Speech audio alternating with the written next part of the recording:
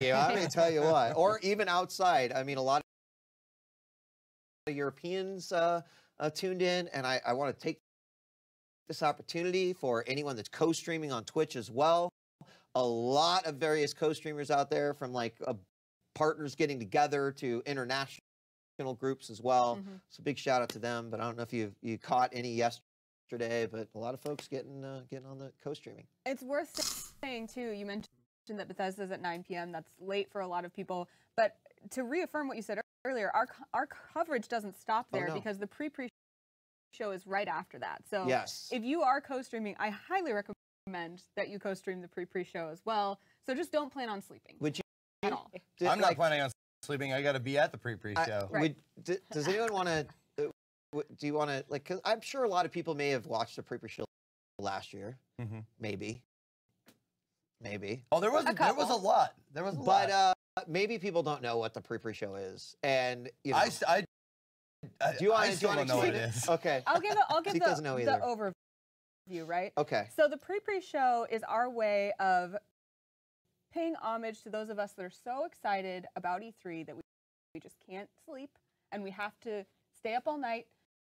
So it's our late night comedic offbeat E3 celebration. And it is I would say it's weird. Would you say it's weird? I would say like no. I would say it's no. You totally actually hit normal. the nail on the head there. It's like I don't know if anybody is as old as I am out there, but you remember USA Up All Night, where they show all these schlocky films like way late at night. You'd be like up at 2:30 in the morning, and they'd have these just crap films on, and that's kind of what the feeling of the pre-show always is. It's this insomniac, absurdist goofball theater, and it's no holds barred, and it's fun, just fun. I guess in the same way that you and your friends at a sleepover start to get real weird at right around 2 a.m. Yeah. Left at the soda bar. Yeah, get a little loopy. That's the Shut up. I'm going to let a trailer do the explanation for us. This is the pre-show. It's happening tonight between day 1 and day 2.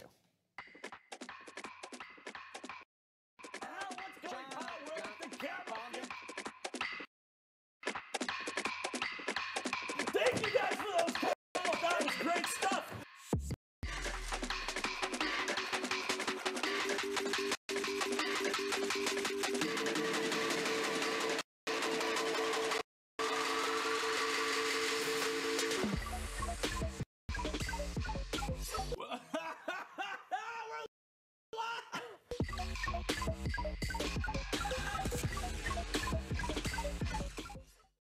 So if there's not enough between day 1 and day 2 for all you insomniacs out there, all the people just gonna like to get a little weird during E3. There you go, pre-show. It is the first ever second annual pre-show, so we're really excited to bring that to you guys. So we obviously have Microsoft in about less than an hour, about 45 minutes away. We're going to talk about some of the things that they're going to be bringing to the table. But we did have EA yesterday. They had EA Play, and they've done a little bit, things a little bit different in the past couple years. They've kind of decided to break off and do kind of their own thing. And as they bring a lot of games that have yearly installments, like, for example, the Madden franchise, FIFA as well, it seems to make a lot of sense. But they showcased Battlefront 2. They showcased the Battlefield 1 expansion material as well. What did you guys watch? What did you see? What did you like from EA yesterday? Anything?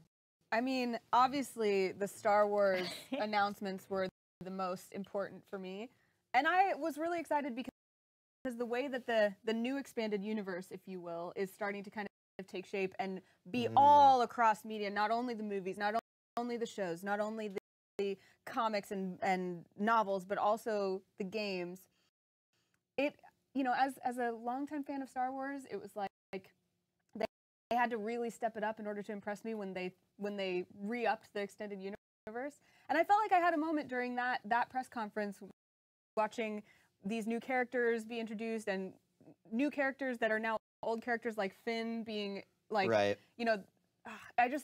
felt like I was fulfilled by it. But you also said, because we talked about this even last year when we saw Battlefront 1, you said that, man, you really wanted a campaign. Yes. And that was really a big focus of last year, or last yesterday's conference, is the idea that like, hey, in fact, they even had the Finn's tweet like, hey, when are we going to get a single player campaign? And they did this funny thing where all the retweets came up, and then they're delivering on it, and they haven't really gave an indication for how much this represents the entire game, right? Is it a 30% you'll spend your time and then get into the multiplayer? I don't want it to be a throwaway. I want it to be, I want it to share focus. I don't think they'd make a throwaway. I'm not saying throwaway, but I'm saying like the length of the thing. They have to prove, because what's the acceptable length then? Defined by Anna and Zeke right now. I'm just gonna like. It's the shortest it can be. I'm not gonna play it. I would say the shortest. The shortest it could be 8 hours.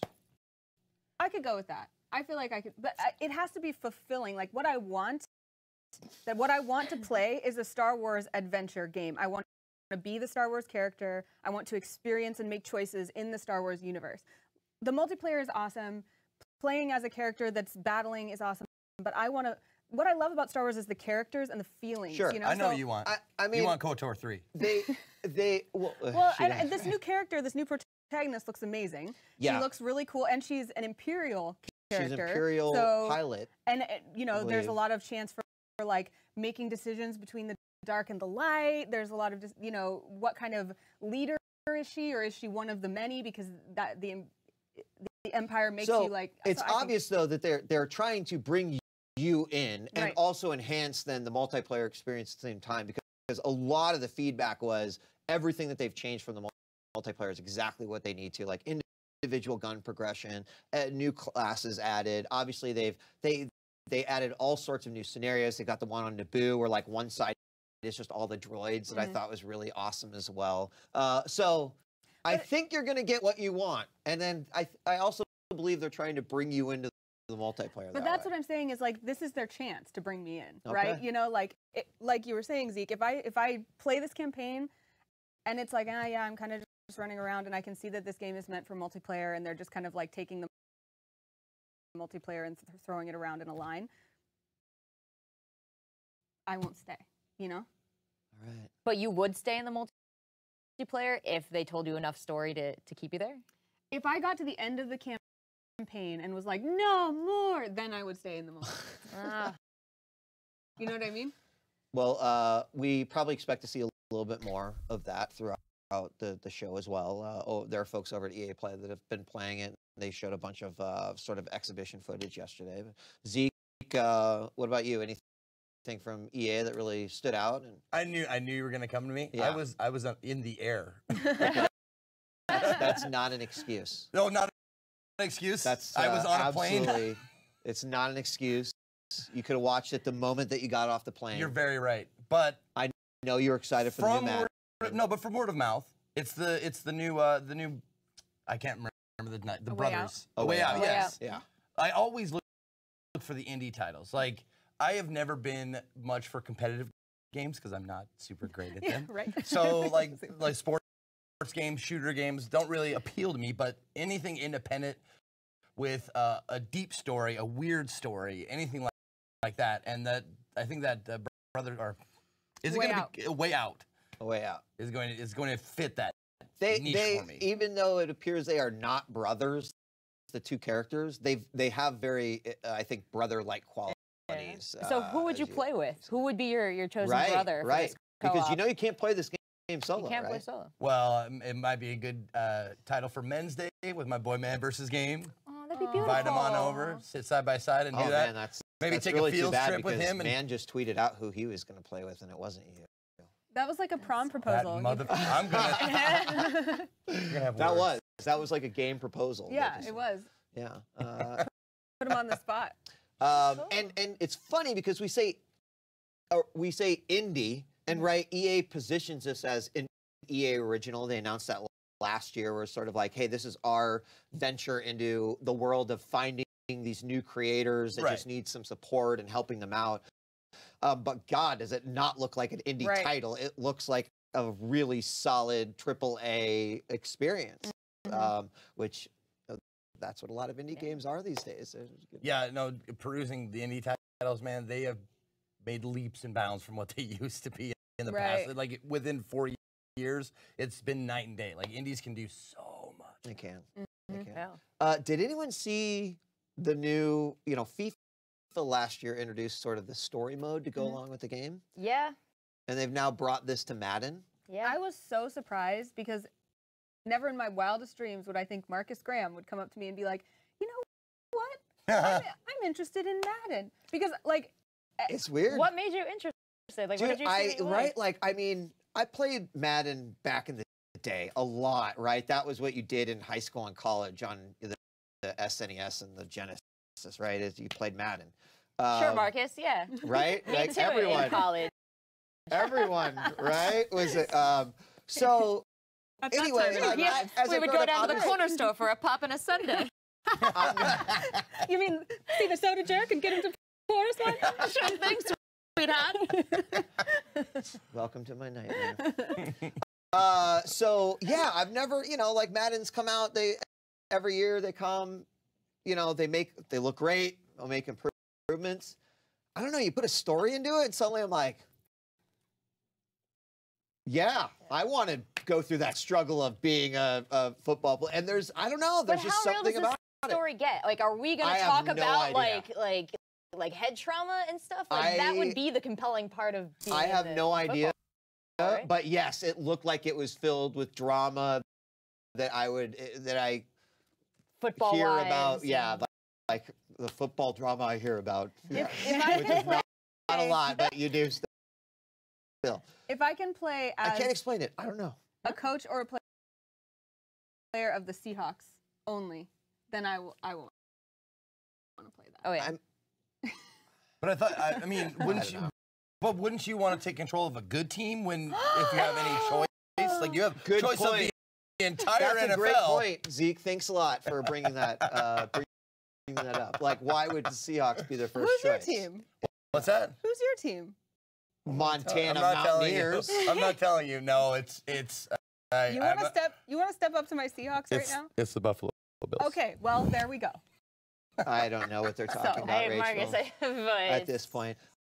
There was a new Need for Speed announced, which if you're into racing, it looks like it has a lot of adventure, sort of, takedown, a lot of crashing, slow motion, beautiful wrecks, which I've always been a fan of. But I believe that one was Payback. Payback. And then, of course, a new FIFA, Battlefield 1. Battlefield 1 looked... I mean, so every year they come out, right? But this is... And you watch them, and you watch, actually, all the streamers and influencers they bring out to play them. This is the first year that I was like, oh, man, it looks so much fun. Like, I want to hop back in. Yeah. And I don't know whether it was like when the tank got in the trenches, or like there was some weird stuff going on, but it really looked like Battlefield 2, like the stuff I'm used to playing. Yeah, and I mean, even with Call of Duty going back to World War II, like we go through these eras of games in theaters of war, and I think a lot of people have enjoyed this throwback.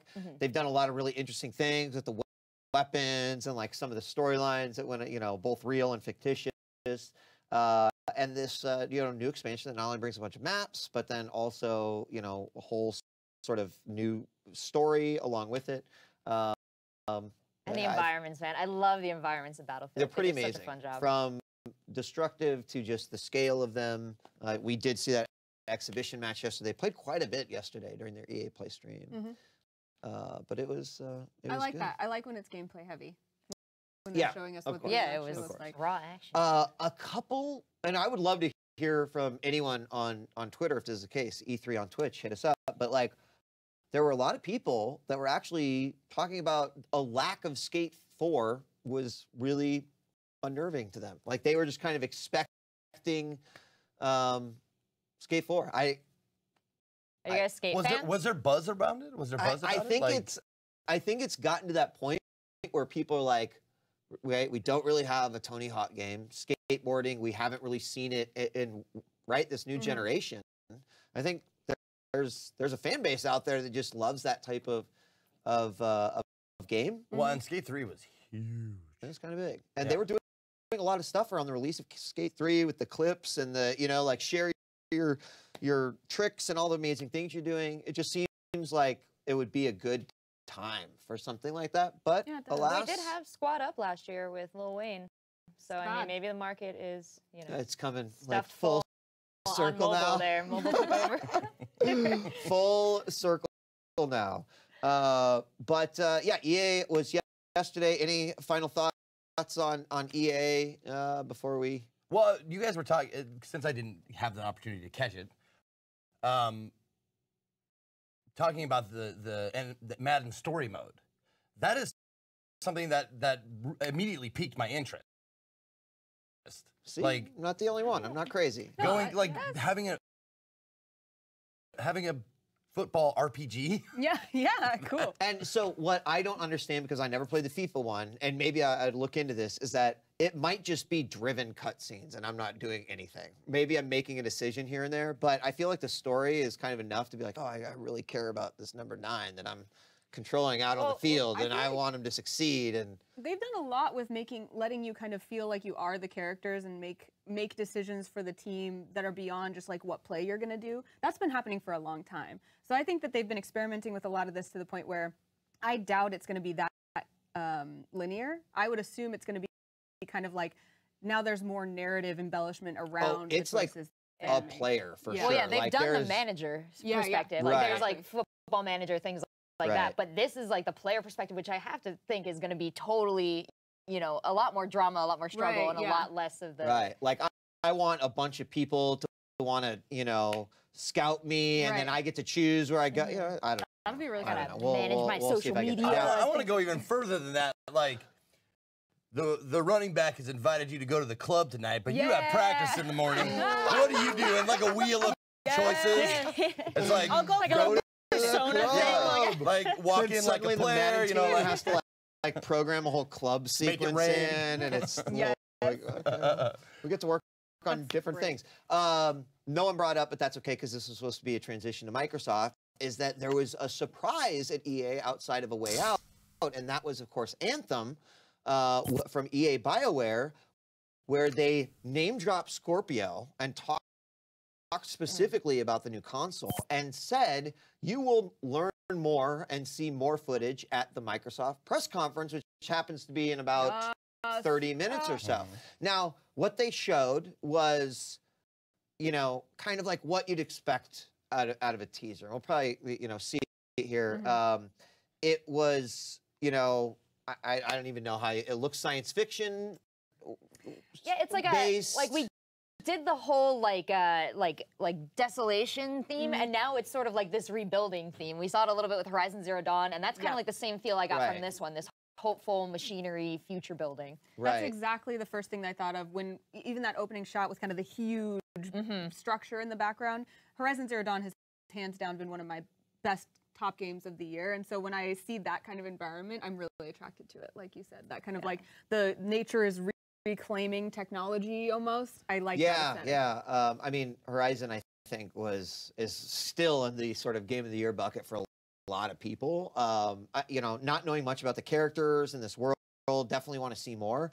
It is an interesting strategy, obviously, by EA, because Microsoft has traditionally always had a very big conference. It would seem like something that EA would really want to, you know, put together. But I have to imagine that because Scorpio is kind of coming into play, that kind of changes the scope. Like Microsoft probably wants, you know, BioWare to have an exclusive here on the system. And so with that, we should probably talk a little bit about Microsoft. I just press want to say conference this and- real quick. Yes. I hope that the running title for their new Xbox stays Scorpio. That is the cool. I mean, I It's don't a think really they can cool, outdo that name. It's a running name. It's Right. not actually like the name of it. But if it was just the Scorpio, I think come that's on. cool. Yeah. It's like you're playing games on a supervillain. Yeah. I could get behind that. I've never considered it, but It's I would like to pretty play my much Scorpio. Yeah. Adopted at that point, right? Everyone is calling it the Scorpio, but the other part is that they're saying that we're going to release the name. What is it? Xbox One S? I mean, you got something that parents Plus can say when they EX? walk into Target in December. Like they just make it easy Do you for think the it'll be in Scorpio. Do you think Xbox will be in the name? I feel like it kind of has to be. Yes. Because Yeah, but if I'm it- so tired of like the circles they've been running in with the Xbox name. Like how many the Xbox just- One? What if they did something like something they changed the name completely. Like instead of Xbox, it's like X tetrahedron or something. like that. X circle. Okay, I this is thought about exactly X-Cube, but I was like, why. GameCube. This is why Yeah, Zeke right. is not on a marketing or product development panel at Microsoft at Hey, all. at you all. remember X tetrahedron though? No, I do not. But Now, I'm not gonna spell it. I agree yeah. with you though that like I would like it if we could go back with movies, games, consoles to just like, you know what? This is the Xbox 4. That's Yeah. it. Yeah. Xbox 9. Just number it for me. Keep it in order. This is, this is Tomb Raider 3. That's, just give me the number. I don't want to go to your Wikipedia page and just see like never a that bunch of simple, weird Anna. Which order disconnected. was like- it? It's never, ever, ever that simple. So, all right, Microsoft is coming up. Obviously, there's going to be a big, big focus around the hardware, right? People are saying 4K resolution, of course, 6 teraflops graphics. I love how much you know. teraflops have just been Teraflops. thrown We've got around. teraflops on teraflops. They're talking about teraflops right here in that video. But of course, the new machines expect to be compatible with everything coming out, everything in the past, and then probably like some very specific titles, similar to like what I think PS4 Pro has done. But they are saying that on paper, Scorpio is like 43% more powerful than the PS4 Pro. So How does one gauge that? Yeah, like how are you gonna make me you feel know, that as the consumer? I'm Like, just like a graphics card and bench, marks. I'm sure that there are similar tools to be able to measure that sort of thing. And, each system is kind of unique in different ways in terms of like, well, there's a little bit more RAM over here so they can do this stuff. And over here, it's like, well, the graphics processor's a little bit better so they can do more anti-aliasing, so what this is going to bring to the table, I think people want 60 FPS, right? Like that's what they want the machine to deliver. Yeah, I brought that up and to a group of friends, and it's like not happening. Yeah. Not happening. No, have you noticed that the press for Xbox is hearkening back to the old days of Nintendo, like the console wars, where their thing is like do the math, or it just adds up, or something like that. And that was a thing way back when. People don't care. Right? If you look at Nintendo's previous 3 generations of hardware, there's a point in which people don't necessarily care about like the math when it comes to a console, right? If people cared about the math, then Breath of the Wild wouldn't have been as successful as it was, or the Switch wouldn't have been as successful as it was. So, I think at this point, that doesn't matter, right? The games are the math. Yeah. This has 7 exclusives. You've got 3. How's that math for you? that is 100% how I choose my console. Is I go and find the game I want to play, and I mean that's the whole. I bought a $700 copy of Until Dawn because I had to buy the PlayStation 4. Like that was my my entry into that thing. It's never been about the specs or anything for me, and I consider myself a pretty average gamer. Like I know people have their high-end beauty that they enjoy, but God, the convenience of a console is just so much more than that to me. It also, when I hear it's 43% more powerful, I accept, sure, that's science, Like, right? what does it mean? Science, I get it. But I feel like, okay, well, as soon as the PlayStation comes out with their next thing, it's going to be better anyway. I mean, right? because, It's constantly a stepping ladder. well, and I have my Xbox One and my PS4, and if I have a game that I can play on either one, I always choose my PS4 because I feel like it looks better. So that's why we I'm can like, tell. okay, yeah, sure. Wow. See, teraflops didn't.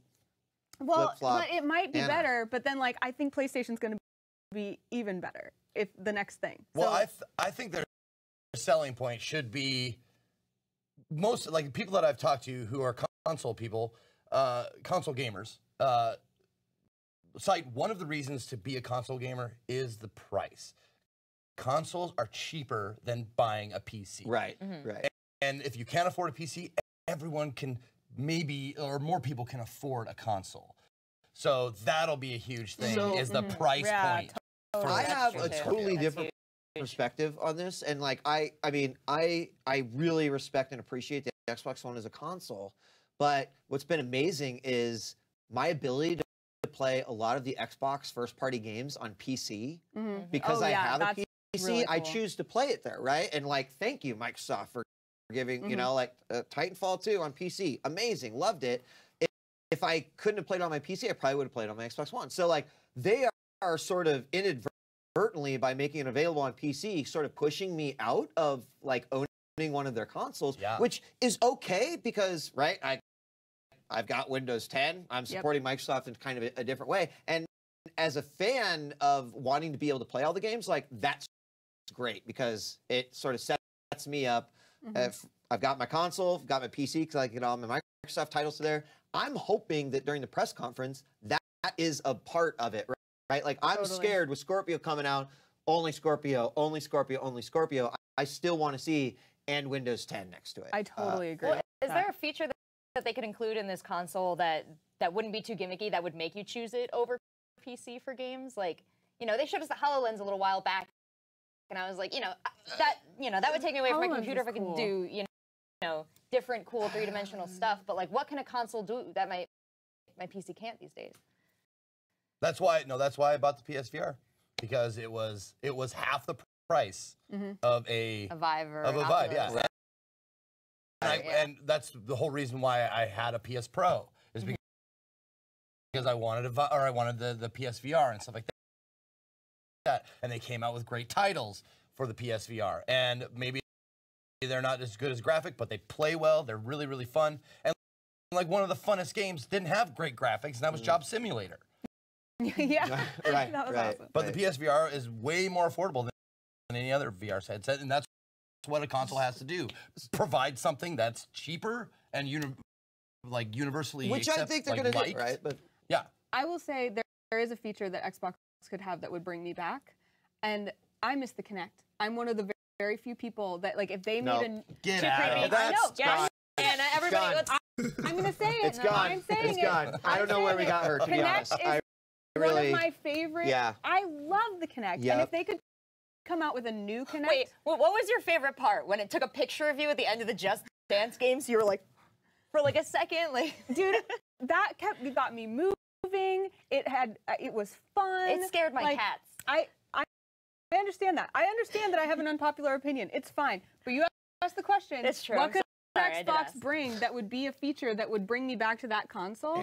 And if they you came are out, about to be so oh my disappointed. God. Wait, so is the No. answer not Connect, but actually differential inputs? Because the other thing that consoles, I will finish my statement You're if right. anyone will Sorry, let me. If they were, No, when I was playing the Kinect, if they were in this world of AR VR to bring me something that was like the Kinect that allowed me to give input with my body without having to wear anything, that was cool and new and fresh. Like, I have a Vive, love playing it, but like, let's be real, I can't really like True. move around. I can't true. dance, you know? So if they could give me some sort of AR type Kinect type situation, I'm there. Yeah, a little like punch kick, in a 6 square foot. I'm If they can trying to let get me on grab, board. if they can let me It's all in grab their head. things, They if I can move they things can't like fool me this, anymore. like that. They will That's fine. not get me to buy another camera for another console ever again. Ever.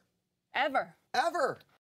Well, That's fine. Marcus I put will the buy pin in it, that. and I will enjoy it, and you can not You won't play buy with it me. because they're not even going to mention Connect during this press know. conference. I'm not gonna mention I Kinect. Do you think know. they'll talk about anything AR, VR, anything like that? The HoloLens, if anything. I think The if they're HoloLens, going yeah. to, it's something their own VR, right? That might come with Scorpio. They kind Not of have come to. with Scorpio, but might be announced alongside Scorpio. They Yeah. kind of have to be competitive, right? Anna, if you'll hope for Beyond Good and Evil 2, I'll hope that maybe they'll mention Connect. Thank you. I Okay. appreciate that, All right. and I do. Okay.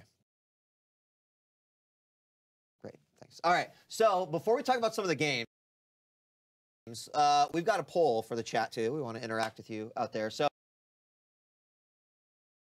what are you most excited for the Xbox conference, or the Microsoft conference rather? Is it Anthem? Wow. Well, that's not fair that it's Bob Champ. That's totally rigged poll, but okay, excited for Anthem. Is it Scorpio? That's of course Cool Cat. Maybe a new IP, something I think and then, or maybe Crackdown 3, which we have announced several years ago, but we haven't seen much on it. New PogChamp, IP. very popular emoticon, so it's kind of, you know, it's kind I'm of surprised not to see Scorpio that is be rigged. closer to Anthem there. Well, I think you got to give him a moment to, because literally people are just probably PogChamping about this. So anyway, On those before things, I would say new IP for me. Yeah, would right. vote I want the new IPs. Oh, yeah, I would. So interestingly enough, if we're going to talk about new IP, we probably need to talk about the new IPs that have been canceled over the last 2 years as they related to Microsoft, because Fables Legends was one of them, right? Press it was, F. Yes, Yeah. yes. To F, pay respects on that. And you know, that one a Monolith title and sort of the continuation, but a different approach to the Legend or the Fable franchise. Kind of gone in the wind. I think a lot of people were excited for that, but it didn't quite flesh out. And then the other one, which I actually can't say I'm too upset about its cancellation, because for some reason it didn't grab me like the other games did that they've made, but Platinum's Scalebound, right? It has also been canceled, and we saw that 2 E3s in a row and then gone. So as if it never existed. what is do we the have new a IP? reasoning for why, you know, what sort of thing are these games facing that they're not able to overcome here in this market? I honestly wish that I knew, but I don't know, right? We don't hear other than what is reported to us. But right on the forefront, Crackdown 3 is still, I think, one of those franchises that people love so much that they're just like, give us a new version again, like on a next generation console and experience.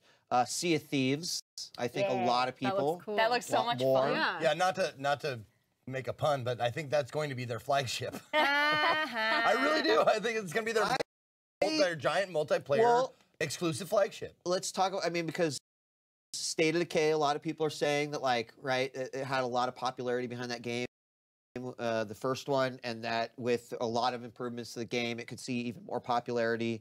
But then there's the idea of, like, what could possibly be done with Halo this year, right? Will there be anything that comes from there? Will there be another Gears of War? Let's squeeze that Halo turnip and see if we can get some blood out of it. And you know, they're like, Splinter Cell was brought up, but that's Ubisoft, right? But again, with Scorpio coming into play, will we maybe see some exclusives announced by major publishers, developers that, you know, in my opinion, I think Microsoft really needs. I just wanted to talk about Sea of Thieves. Yeah, I got Sea of distracted Thieves and I is- started All right, thinking talk about it. Sea of Thieves. Open world pirate RPG, like a huge island. It looks beautiful. I think I was watching like some gameplay. The palm trees. I love the setting. Like it's a game that kind of fills me with that same joy as when I first sat down to like Stranglethorn Vale in World of Warcraft. I just want to play. Yeah. I think it really hit me because the gameplay that they showed off and that we've seen is a lot of people like shouting at each other and laughing and like leaving someone behind. Out of the Right, boat. right. And I am a huge fan of RP in games. I love role-playing communities inside games, and I feel like that one is ripe for some really, really good pirate roleplay.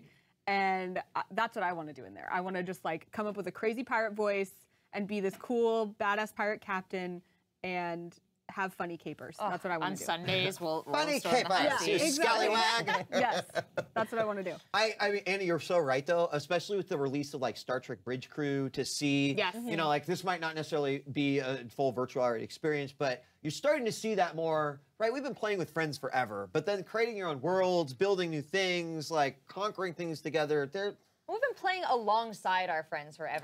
And we've been relying on them in teamwork scenarios. But, like, Right. I really haven't had a game where I have fun with my friends. Like, you think back to Mario Party where, like, you know, you're mad at your friends when they hurt you. And I don't know, this looks like a game where even when you screw up together, you're still, like, laughing. There's so much joy, and it still looks like a huge world to explore.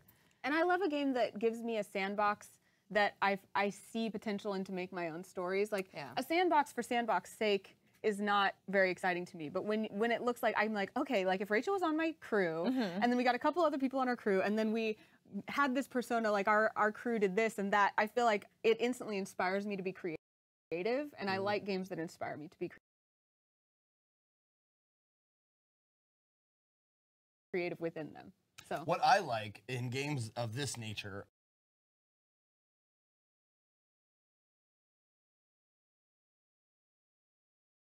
are it's having a job to do. Like Yeah. bridge crew was there was like, you know, captain, helm, engineer, Right. and tactical. This one, like the Captain, captain driving the ship, the Yeah. Tiger. the sails, Yeah. the anchor, like anything like that. I would love to. I throw myself into that, like the role of the cannoneer or whatever it's Right. called. I hope we see that. That would be great. Well, and like, look at how different every part of this game looks. Like, there's ship combat, there's underwater exploration. Yeah. Like, there's just a lot All of sorts of different mermaids. stuff. I saw mermaids. I would expect that we will hopefully get a release date, right? This particular press conference, and hopefully we'll get a release date on a few of these games because, you know, we mentioned State of Decay 2, but Crackdown 3. Have you guys played 1 and 2? No? Did you play 1 and 2? Crackdown? I don't think so. Like, Crackdown was one of these games that sort of came out of nowhere because it was a part of a promotion. In terms of like how they positioned it, where it was like, what was it? You like buy this game and you get the Crackdown beta, and the game wasn't that great, but everyone was like, this Crackdown beta is unbelievable. And to be kind of ahead of its time in terms of this open world game, the physics were so incredible in the game. And I had a friend who devoted hours to simply sitting in a street and like shooting out the tires of cars because it was such an amazing experience to basically like have a car coming around the corner, shoot out its tire, and to see the thousands of different ways that it reacted because of its physics. There was a lot that you did, and you had this like really amazing feeling of just like feeling more powerful and jumping over entire buildings. The thing that obviously I think Crackdown fans are looking for is like, what does that experience translate into when we are on a next-gen console where the draw distance is infinite and I can blow up an entire building? And if you remember 2 E3s ago, they had this intro where like the goal was for your guy to get into this building over here, and he blew up one building so it would fall on the other one, and then was like running up the building to get into it, or maybe the opposite. But that was sort of the fantastical world that was Crackdown. It did not take itself seriously and was pretty, you know, beautiful to boot. So seeing more on this, I think, is something that I'm really excited for, because it is one of those games where it's like, yeah, here's a story, here's a scenario, but the world brings so much opportunity to just do whatever the hell you want to do. Kind of like what you're talking about with Sea of Thieves. So. Right. I love that when you said this game doesn't take itself too seriously. And the reason I play games a lot of times is because I want to escape to a world where I'm a hero that does things I could never do in real life. Right. And so I love it when games enable me to do something that just looks super cool and feel like I'm a real badass, you know? Well, I love a game that when you see something and you're like, I want to climb that tree or knock that building down, and then it lets you. And you can. Yeah, that's my favorite thing about like, you know, Battlefield and with Crackdown, these destructible environments. It looks amazing. So we have about just about 13 minutes until, of course, Microsoft's supposed to go live. What about, you know, State of Decay 2? There's been a lot of buzz around it.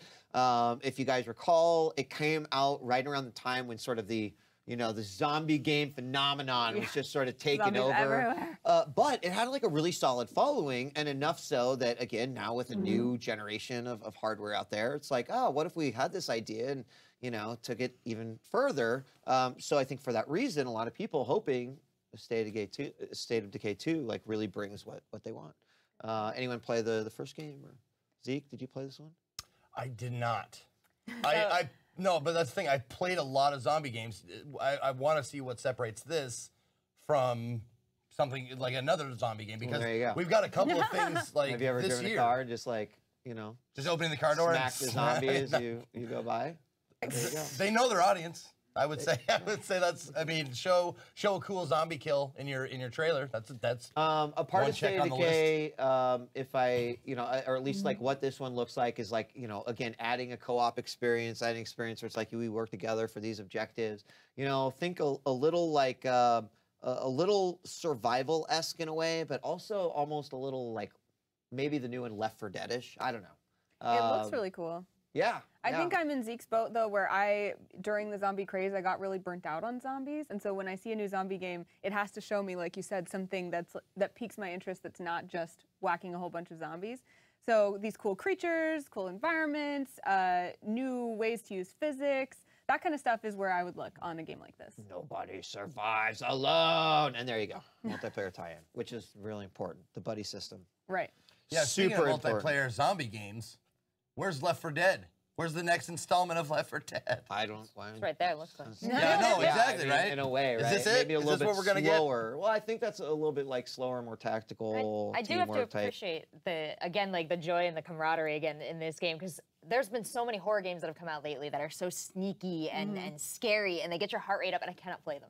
So I sort of need that like Left 4 Dead like group fun vibe for me to even attempt to tackle these. So, yeah, and co-op is definitely one of those words. If you throw that in the name of in a game announcement, co-op piques my interest. So if I get to kill zombies with someone else, I'm more interested. You're gonna be there for me, right? Yeah, Okay, exactly. we'll be together. one thing we also haven't heard much about is like, what's going on at Rare, and any surprises that could potentially come out of that. I have not heard anything. Don't think there are any rumors at all, but would love to see something, right? Like, I mean, you just imagine just like give a port of old school GoldenEye, and that would do a lot. But what do you think about Halo? Don't say that. Don't tease me like What that. do you think about Halo, right? They've said, hey, we're not going to have Halo 6, but the Halo franchise and the Halo universe has certainly expanded. It's gotten larger. They've added Halo Wars. Do you think this is the time for them to bring in? There was a Halo television series announced a while back. Like, do they maybe show something Halo that's not necessarily gaming and is more media entertainment focused? See, I always wondered if they were holding out for VR. Like, there's just so many like interesting visual elements in Halo, and they've got the helmets, and so I was, Right. all this time I've just been kind of waiting for them to announce some sort of maybe like a bridge crew experience or a Halo Wars like top down sort of thing. But I don't know. That's just me fantasizing. Do you think we see a VR component from Microsoft today? Right? I mean, Scorpio is kind of big as it is. There have been a few folks who believe that it's certainly a possibility. Right now, PlayStation's done quite well with their VR. We've got Oculus and Vive and a few other options out there as well. But, if they don't kind of get in the race now, well, and they do have their, augmented reality, but see, the where'd they unfun sit part with of that? VR is so many people are talking about using it for like shared workspaces and office and business. And when I think of those words, I think of Microsoft. So Right. I have to imagine that maybe they're in some kitchen somewhere cooking something up. well, go ahead. Well, there are a few people out there in the games industry that think that VR is a flash in the pan. There are a few people that are just like, not worth our time. People are into it right now. They'll get over it. We just need to focus on making good games and hardware like we have in the past. But I think you're right that we've seen the HoloLens, we've seen a lot of this augmented reality, and we haven't seen it like really come to fruition. They've kind of teased us a lot, and so there's a demand there. So I feel like you're right, you're on something where we may not see, here's a big VR game, but we might see Microsoft Spaces in augmented reality. I feel like we'll see, we have to see something like that. And like one thing Microsoft has always had sort of as a component of their press conference is like, how does this affect sort of the living room user, right? They spent, I think it was 2 years ago, a lot of focus on like, hey, we're making this the entertainment center, right? And they've added all sorts of interesting things like movies and television and apps and, everything that you can kind of get. But is there a component this year of that? Like, what would that be? And maybe that's something new coming to Xbox Live, or maybe that's a feature or part of Scorpio. But they do obviously have Mixer now, which is sort of their own streaming service. It's built into everything they're doing. So I would expect that we will also have a component of the Microsoft press conference that will sort of like talk about that perspective of how the Xbox and Microsoft positions their sort of entertainment consoles. I would love them to come right out and just say like, nah. Not doing VR. Nothing like that. We won't have. I mean, they've shown augmented reality now. What, 2 years in a row, or did they? Yeah, the HoloLens table. Yeah. Well, that's fine, but the augmented reality is much different than virtual reality. Totally. Like, augmented It's- reality, that's true. if they delve deep into that, that could be revolutionary. Right. And no one else is doing big things there the way that they are. Right. Well, I mean, and Google the other thing and is, Niantic, okay, right? I played quite a bit of VR, and you can only play it for so long. And I'll be honest with you, like even if it's a really good game, really well done, you can only keep that VR headset on for so long due to sweating, motion sickness, like all kinds of stuff. the weight, like The weight, oh, yeah. I mean, even if it's super light, it still is, a helmet on your head for, hours at a time. If they did like augmented reality glasses that were, because you're actually seeing part of reality along with, the augmentation, like the whatever they put on the glasses in front of you, I think that could be completely revolutionary in that it would take away some of those things, like the weight, just if they're just goggles. If they're like you're not sweating up inside of this helmet, like motion sickness, like that kind of stuff. If they really made something awesome for that, that might be the thing. There's also an element of like disconnectedness when you're in a VR world, which is kind of cool, but also in this kind of multi-connected world, especially Microsoft having this giant suite of things that they allow us to do, having an augmented reality where maybe I'm sitting on my couch and I'm playing a game and I'm only looking at the game the way I would look at my TV, but if in augmented reality I have my Twitter feed here, I'm watching my friends stream here, I have other things going on, that could be a really cool world. And when I say, no one else is doing this, I mean in the context of this console war, where people, yeah, because even Apple at their WWDC this past week showed off sort of how they're approaching augmented reality. They didn't really it's all kind of smoke and mirrors in that it's demos, right? At least Microsoft was like, yo, check this out. We got Minecraft and augmented reality. I think it was the folks from, gosh, I don't even remember what company it was from, but they showed this giant battle scene taking place in an augmented, but it was.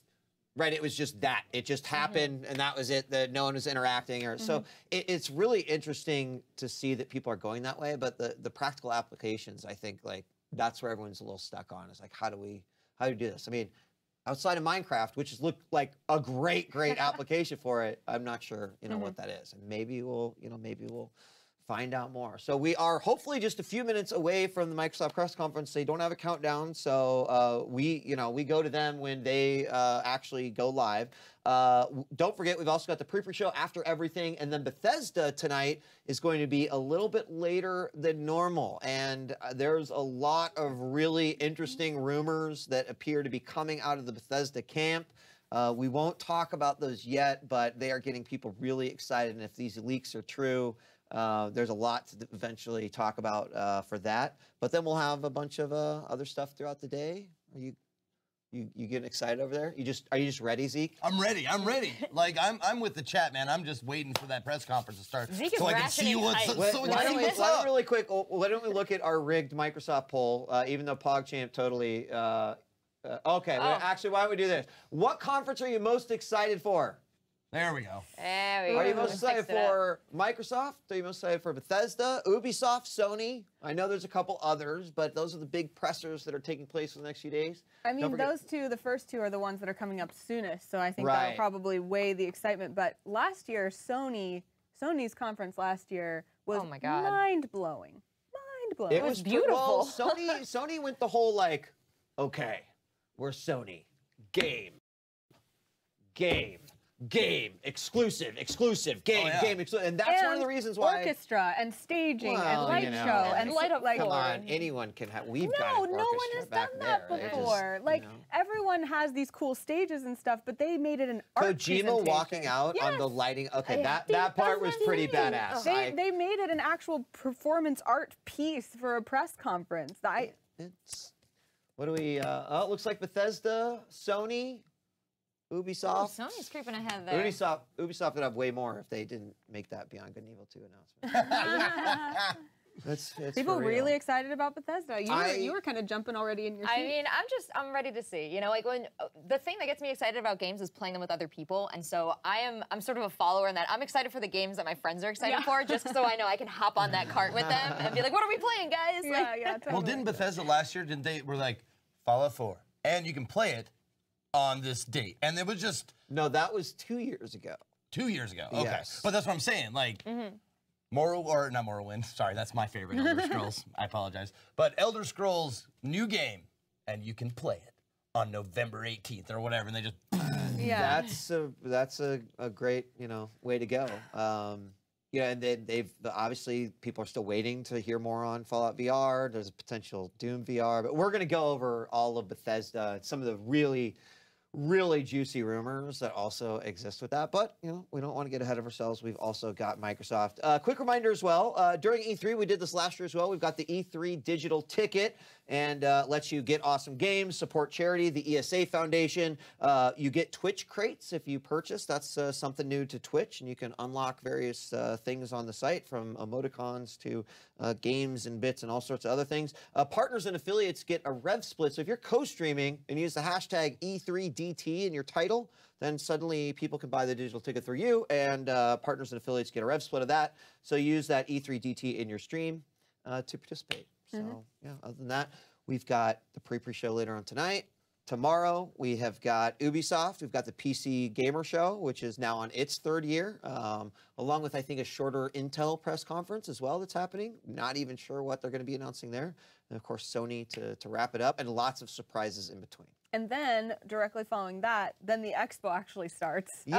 Oh, yeah. The actual thing. So what are we going to have at the expo this year? We're serving you up that steaming plate of interviews that we always bring you. And by interviews, I mean we've got gaming celebrities and developers and people involved in these games and this is my favorite part. I love interviewing because I just get to ask all the questions that are on my mind and get someone who's obviously very excited about and invested in something to tell me about it. And that's the biggest fun part for me about E3 is watching people who have been working on something Anna, like I'm that. sorry, but looks like we are starting. We're going on over to the Microsoft presser for E3 on Twitch 2017. We'll see you after this.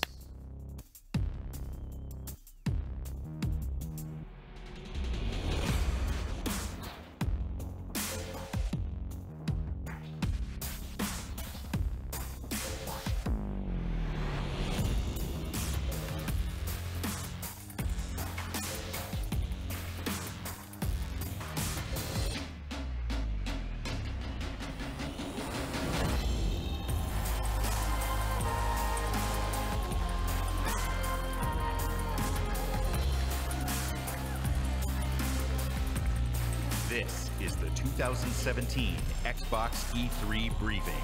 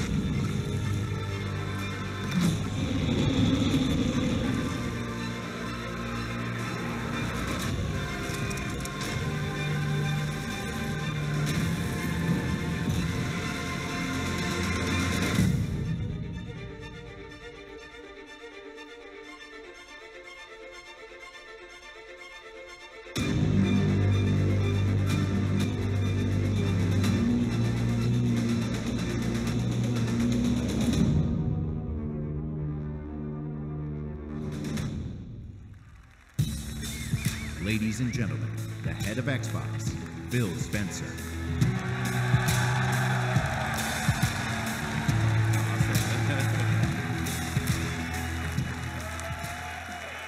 Hey, no, stop. Okay. Good afternoon. To those of you with us here in person, watching on this incredible 4K screen, to the millions watching us around the world or TV online, and to those of you watching and interacting on Mixer, on behalf of everyone on Team Xbox, welcome to E3 2017.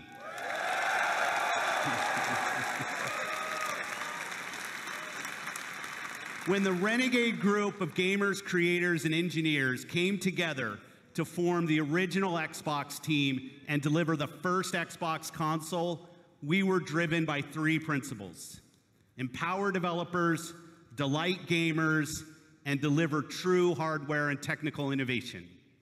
The original Xbox team lived by the mantra, there's no power greater than X. And today, we are proud to welcome the newest member of the Xbox family, fittingly named Xbox One X.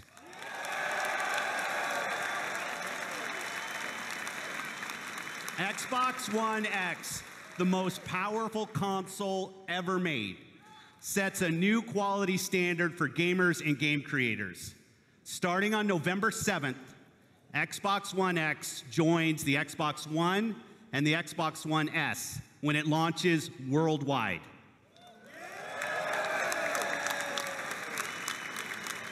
Now, I'd like to introduce one of our leaders in the Xbox engineering team responsible for making the Xbox One experience great for gamers and developers. Please welcome my friend, Kareem Chowdhury, to tell you more.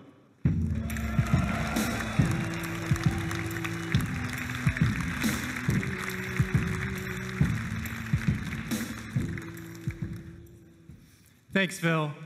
It's an honor to be here at E3 and represent 3 years of engineering the team has done to bring you Xbox One X.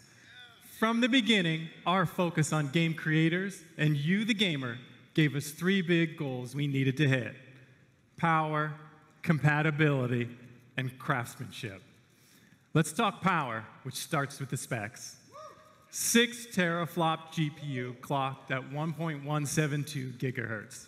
12 gigabytes of GDDR5 memory, and 326 gigabytes per second of memory bandwidth.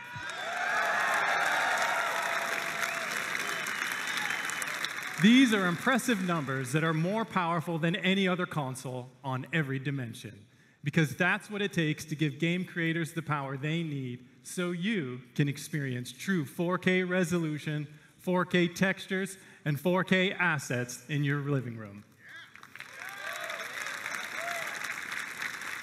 And when we say true 4K, we mean 8 million pixels, high dynamic range, wide color gamut, premium sound like Dolby Atmos, and 4K UHD Blu-ray playback.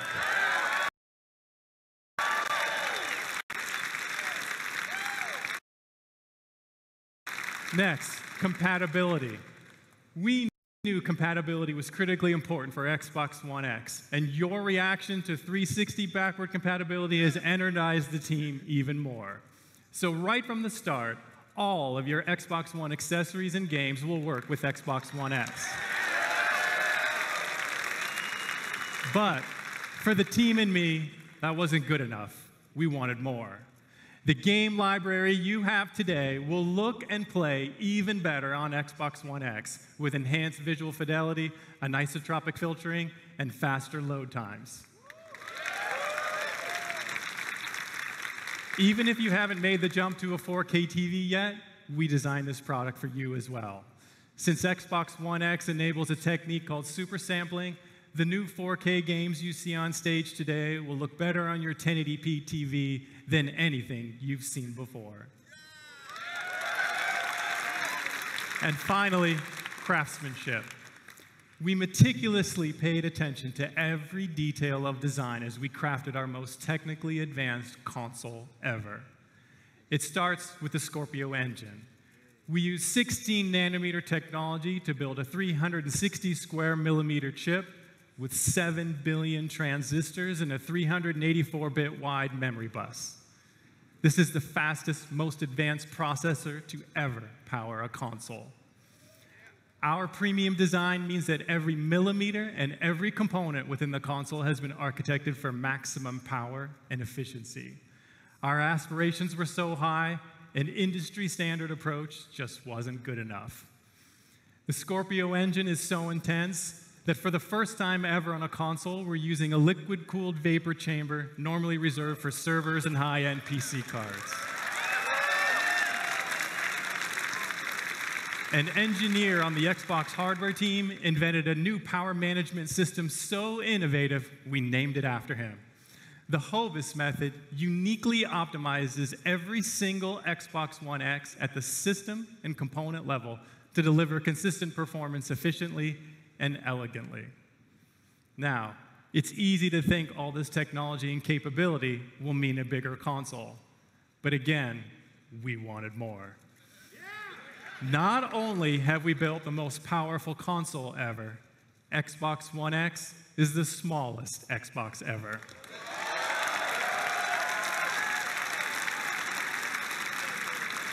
This is the system you asked us to build, and it has been a great honor to design and build it for you. I couldn't be more proud of our team, and I hope you love it as much as we do. Now, let's see what this monster can do. Exclusive world premiere.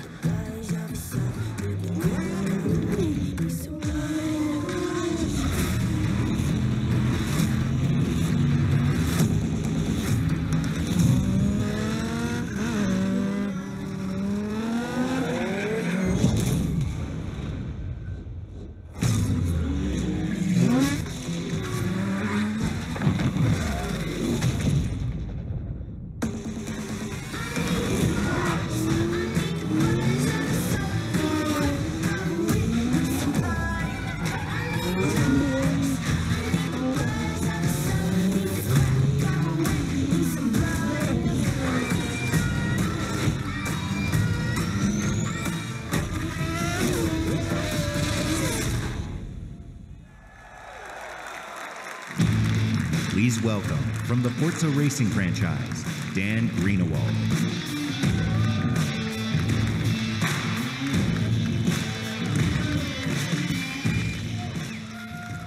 In the automotive world, supercars are debuted at international auto shows: Frankfurt, Paris, Detroit.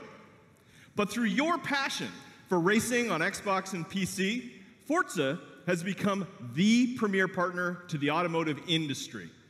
So today, for the first time in history, a flagship supercar is making its world debut here at E3 in front of you.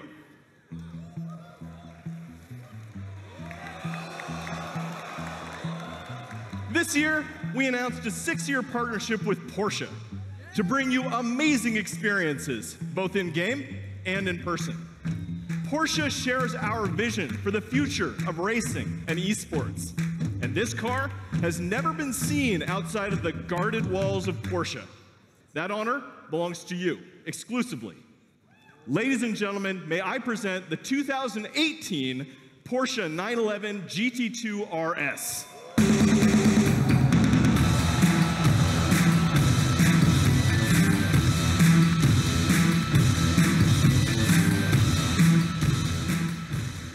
This is not only the most aggressive expression of Porsche's legendary design, it features the most powerful road-going 911 engine ever made. Like the Xbox One X, it's a monster. And with over 4.8 million active players across Xbox and Windows 10, Forza is one of the largest racing communities on the planet. You made this historic moment possible. Through your passion for racing, the digital and the real worlds are merging in an unprecedented way. So now, let's take a look at the Porsche 911 GT2 RS in Forza Motorsport 7 running on Xbox One X. I'm joined on stage by two presenters for our Forza Racing Championship Esports Series.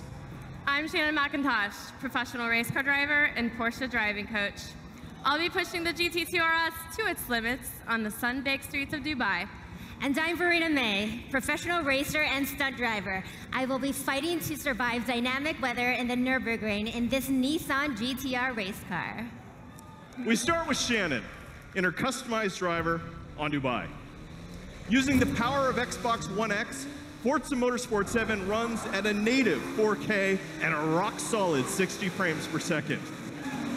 And we have the additional power to deliver shocking levels of detail. Using super high resolution assets, we've recreated the intense feel of one of the greatest driving roads in the world, the Hafid Mountain Pass.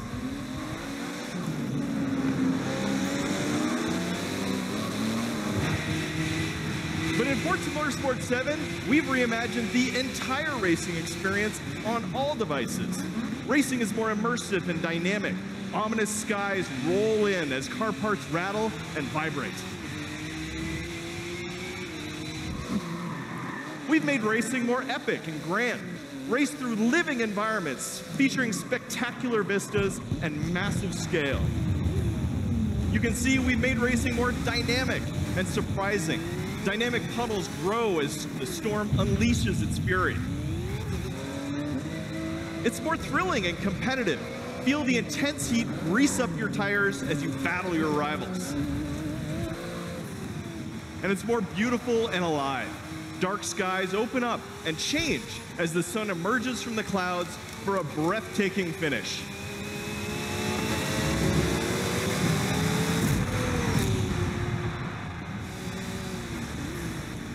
Racing is reborn in Forza. Whether running on the Xbox One family of consoles or Windows 10 PCs, Forza Motorsport 7 is the most technically advanced and comprehensive racing games ever made. With more than 700 cars, it features the largest collection of Lamborghinis, Ferraris, and Porsches ever assembled. Today, you are the first people to see the 2018 Porsche 911 GT2 RS. And this week at E3, like me, you can be the first to drive it. So come experience the most powerful road-going 911 ever made on the Xbox One X, the most powerful console ever made in Forza Motorsport 7. Thank you.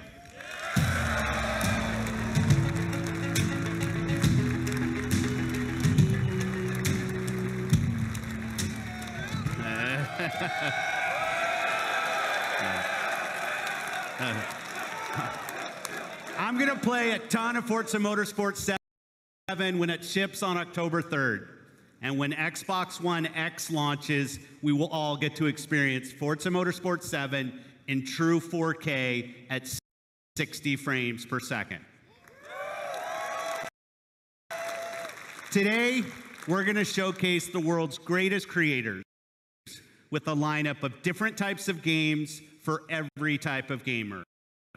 It is the largest and I believe the most diverse lineup of games that we've ever shown on our Xbox E3 stage.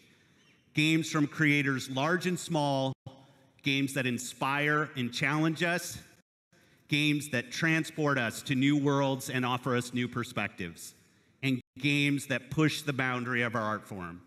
Today, we will feature 42 games here on our stage, including 22 games with console exclusivity on Xbox One. Every one of these games will play great on each member of the Xbox One family, but of course, they will play best on Xbox One X. Up next is a game from a creative team that built their franchise on Xbox. In 2010, 4A Games worked with us to launch a single-player masterpiece that I played on Xbox 360. Now, I'm honored to bring them back with the premiere of their next work, running in-engine in true 4K. World premiere.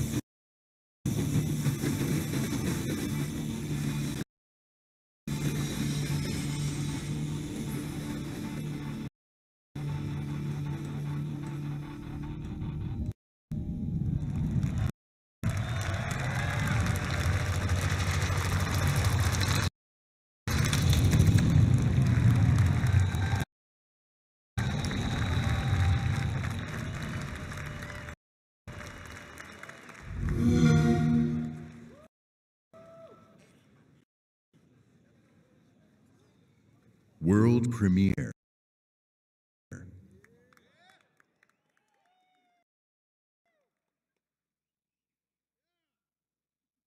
We are the first.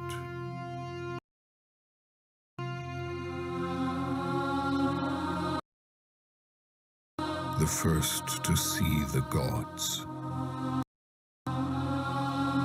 The first to tame their beasts. The first to guard the soul from evil.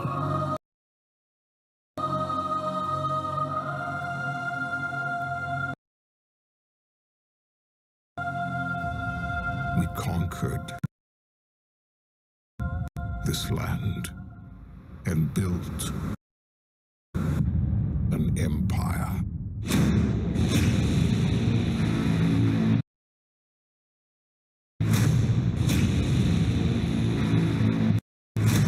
But there are whispers on the wind.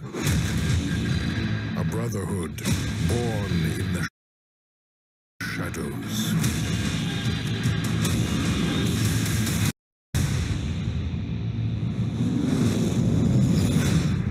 They are the first to call themselves the Assassins.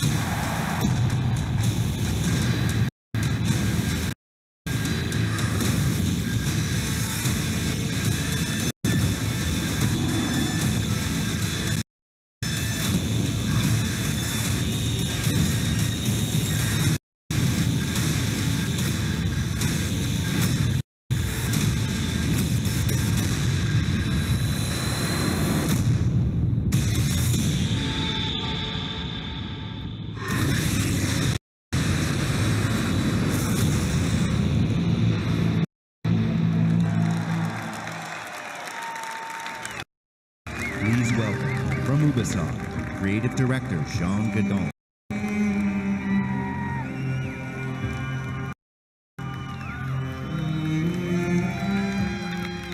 Thank you. Ancient Egypt is the birthplace of modern civilization. And it is also the birthplace of the Assassin's Brotherhood. Assassin's Creed Origins is taking you to the perfect setting for an epic gaming adventure.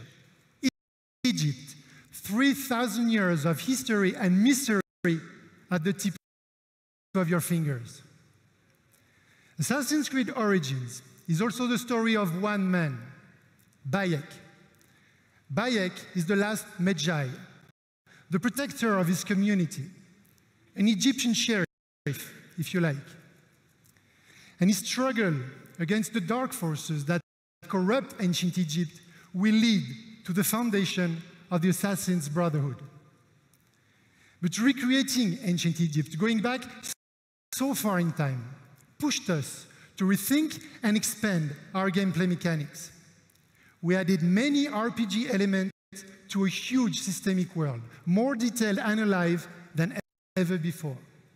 So today, we are very proud to show you what the game looks like on Xbox One X running in 4K. And now, just for you, Bayek is coming back to Siwa, his hometown, to kill the fake oracle, Medunamun. World premiere.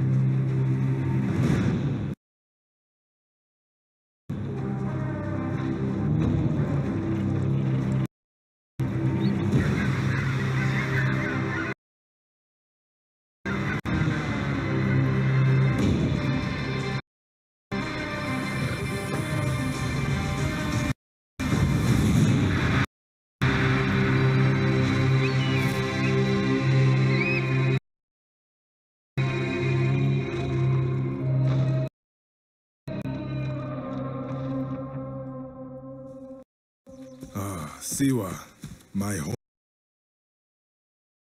home, the sacred oasis. I thought he was dead.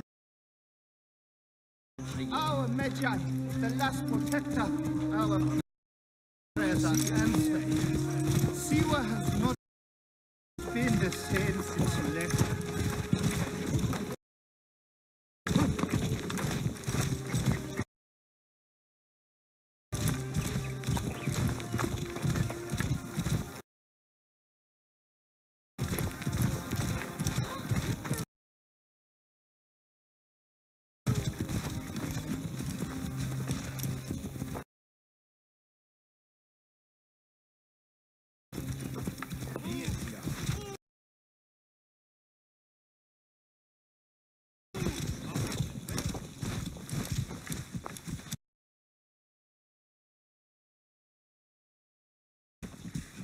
Be my eyes,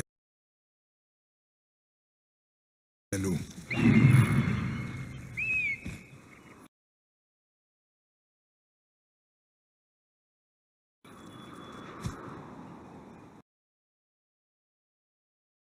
This temple resembles a fortress. What has happened? Get out of my way.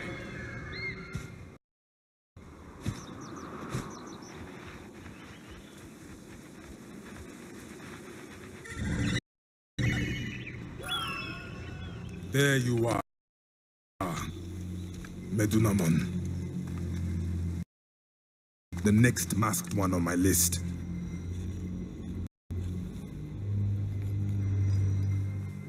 Now it is my turn to tip the balance of Anubis.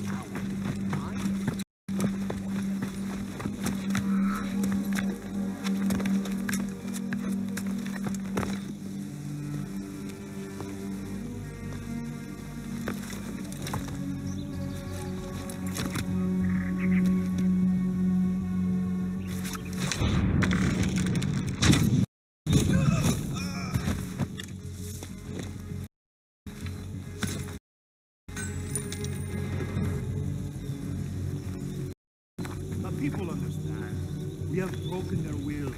They understand our vision. Better be careful here. I should go drop these priests in the desert. Where the video games?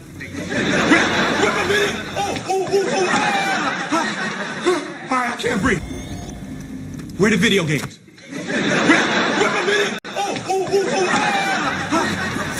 I can't breathe. Where the video games?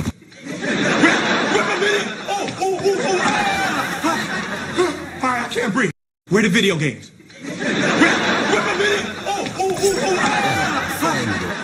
I can't breathe. Where the video games?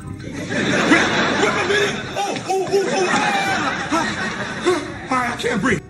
Where the video games?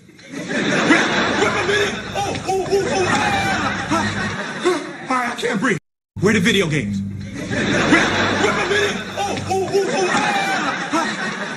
I can't breathe. Where the video games?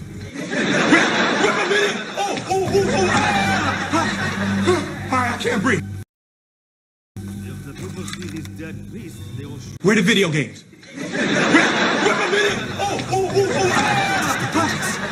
I can't breathe. Where the video games? For now. I can't breathe. Where the video games?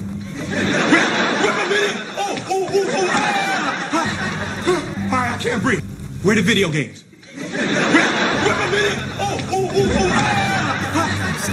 I can't breathe. Where the video games?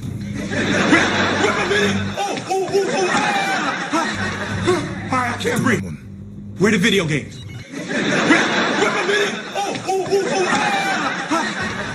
I can't breathe. Where the video games?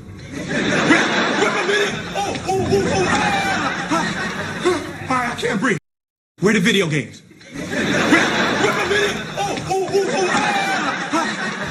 I can't breathe.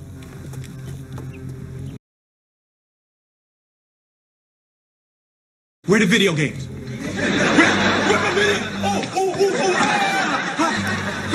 I can't breathe.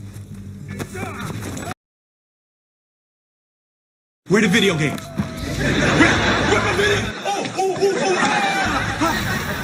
I can't breathe. Where the video games?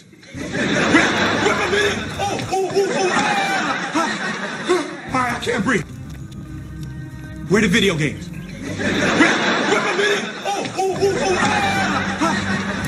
I can't breathe. Where the video games?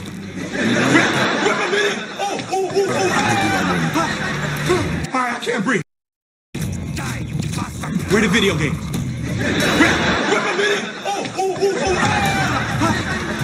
I can't breathe.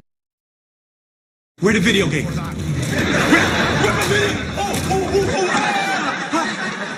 I can't breathe. Where the video games?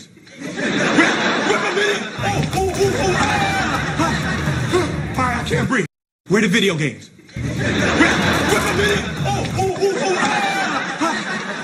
I can't breathe. Where the video games?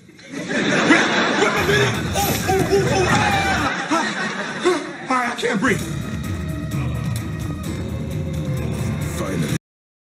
Where the video games?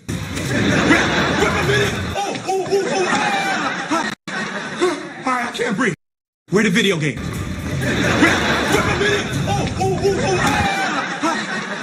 I can't breathe. Where the video games?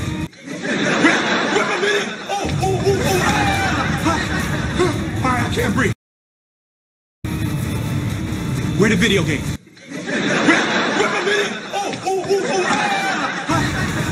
I can't breathe. Where the video games?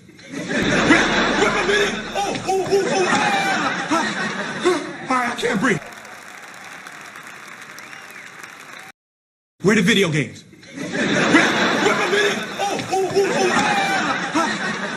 I can't breathe.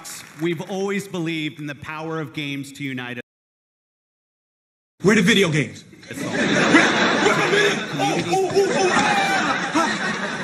I can't breathe. Play together, they create together, and watch together. A whole new genre of games. Where the video games?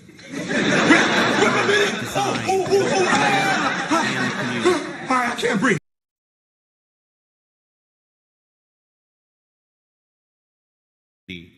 And with Mixer, we're innovating new features to make these experiences even better. This one's special. Of all the games in this genre, here is one that the world is having as much fun watching as they are playing. And I can tell you that includes many of us at Team Xbox. The creative director of PlayerUnknown's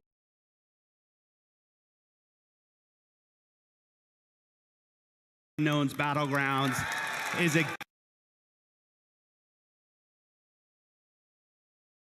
gamer turned developer who designed this game together with a passionate community. Please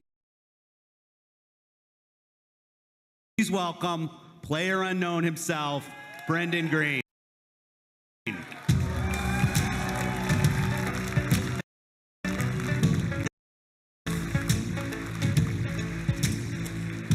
Thanks, Phil. Good afternoon, everyone. PlayerUnknown's Battlegrounds is a multiplayer battle royale where you must fight against 100 other players to be the last one standing. Our team's focus is to bring the most complete battle royale experience ever to console and deliver a great experience across all Xbox One devices. Our development is truly community-driven, and we owe much of our success to everyone who's given us feedback over the past year. With over 3 million PC players to date, we can't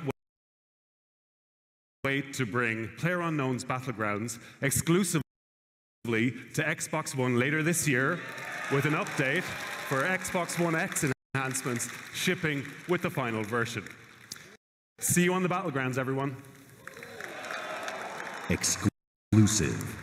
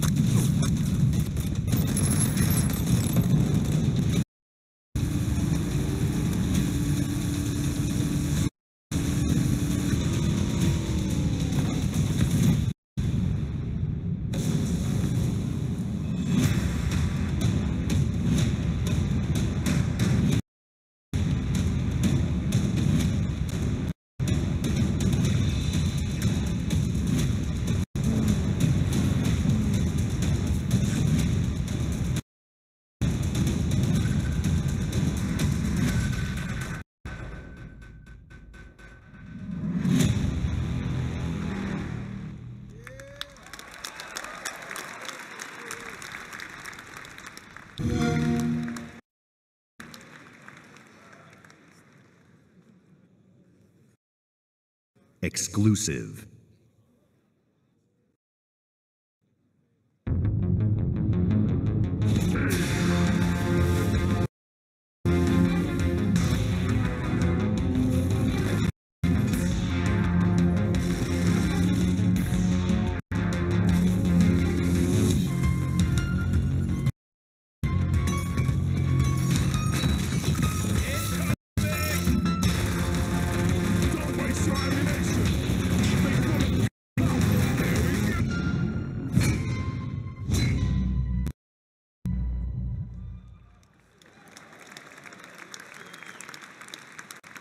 Exclusive.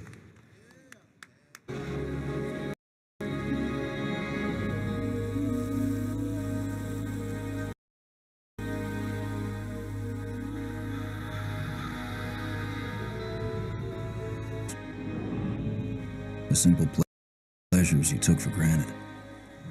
How would you protect yourself and the ones you love when the protectors can't?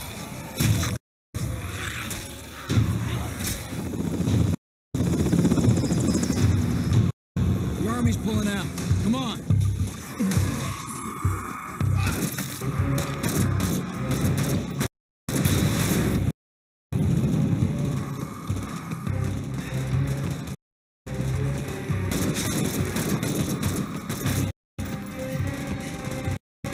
Last truck.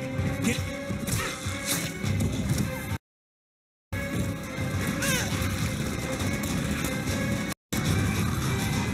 How will you decide who belongs? Thanks. I owe you.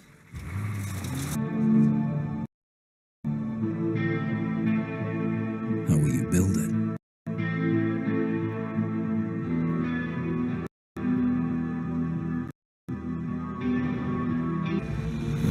Just outside the walls.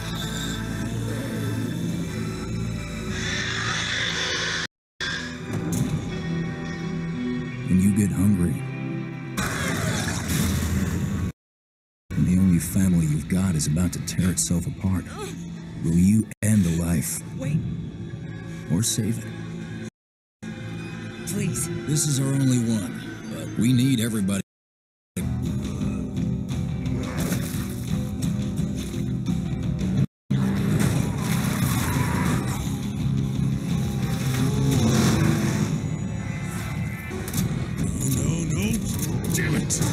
When you get in too deep and realize no one gets a second chance.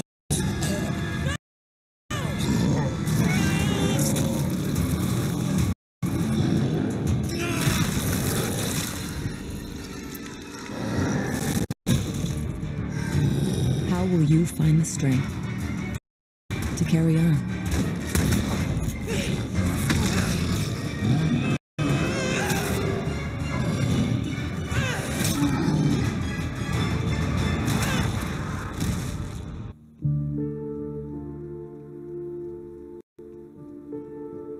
In this world of the living and the dead, how will you survive?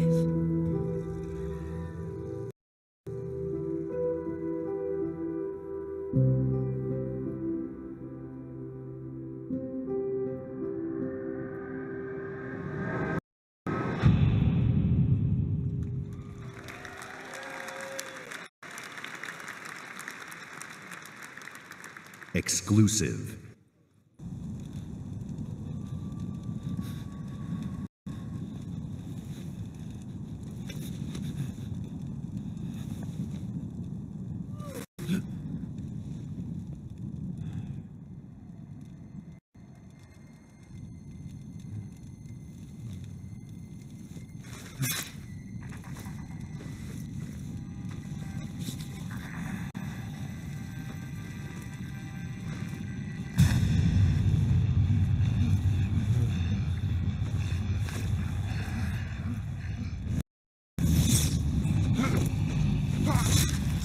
Two players remaining.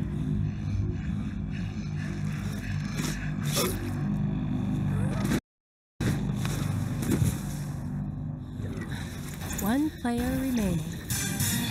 And what a play from the wounded warrior. She was caught in a trap, but she used superior tactics to get herself out of there. She's going to take the win. Let's move on to the next arena. Here we're following Bloody Marrow. There's only 2 players left in this particular map. Those tracks are leading up, but that tree is going to give them direct information. That red outline, there's a mortal unicorn, and he's letting in about 100 meters away. Going to do, getting ever closer, drawing that beeline, and now he's going to cloak it up.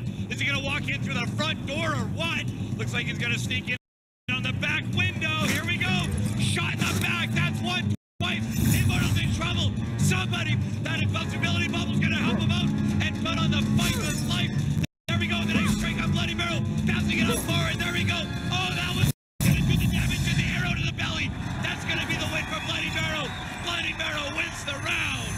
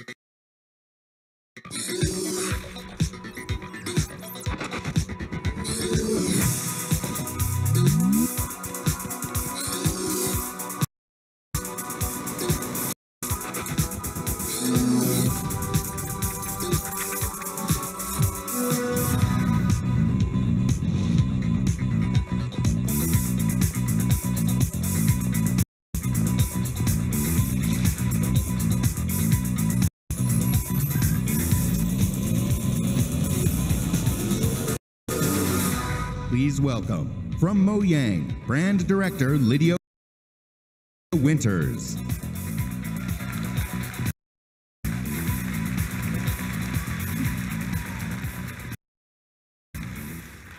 This summer, millions of Minecraft players will be able to play together on the device of their choice, unite the global Minecraft community across mobile, VR, Windows 10 PCs, and consoles.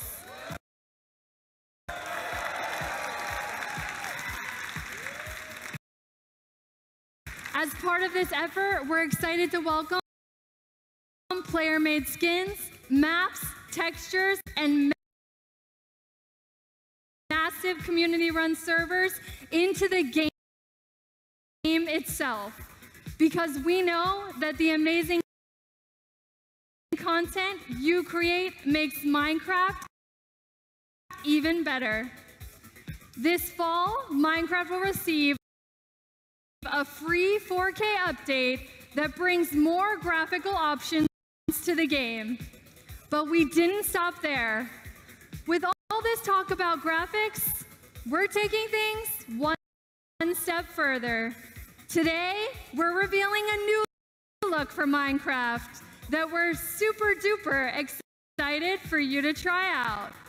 One that's inspired by the power of Xbox One X and available this fall. Let's check it out.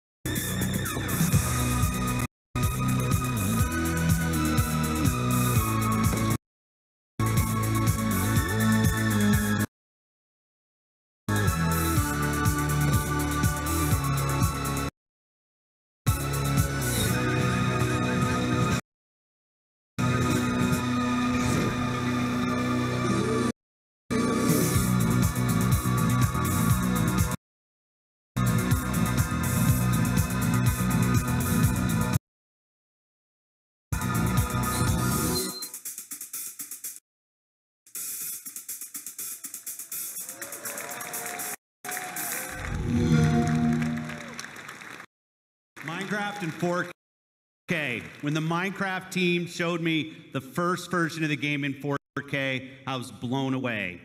Mojang is a great example of a studio that started something new and different that led to a global phenomenon. At Xbox, we're searching for games that are fresh, new, and in some cases familiar. That means ensuring that the biggest third-party franchises you want to play are there for you on Xbox One. Of course, you'll find these great games in the Xbox Store, available for pre-order today. But bringing the biggest blockbuster franchise is just one part of the job. Delivering broad, diverse, and new games to Xbox means searching to find unique games from creators around the world that will surprise and delight. To me, these next few games do just that. Starting with the game I got to play on a recent trip to Japan. It's hilarious, a little crazy, and a whole lot of fun. Let's take a look at it. World.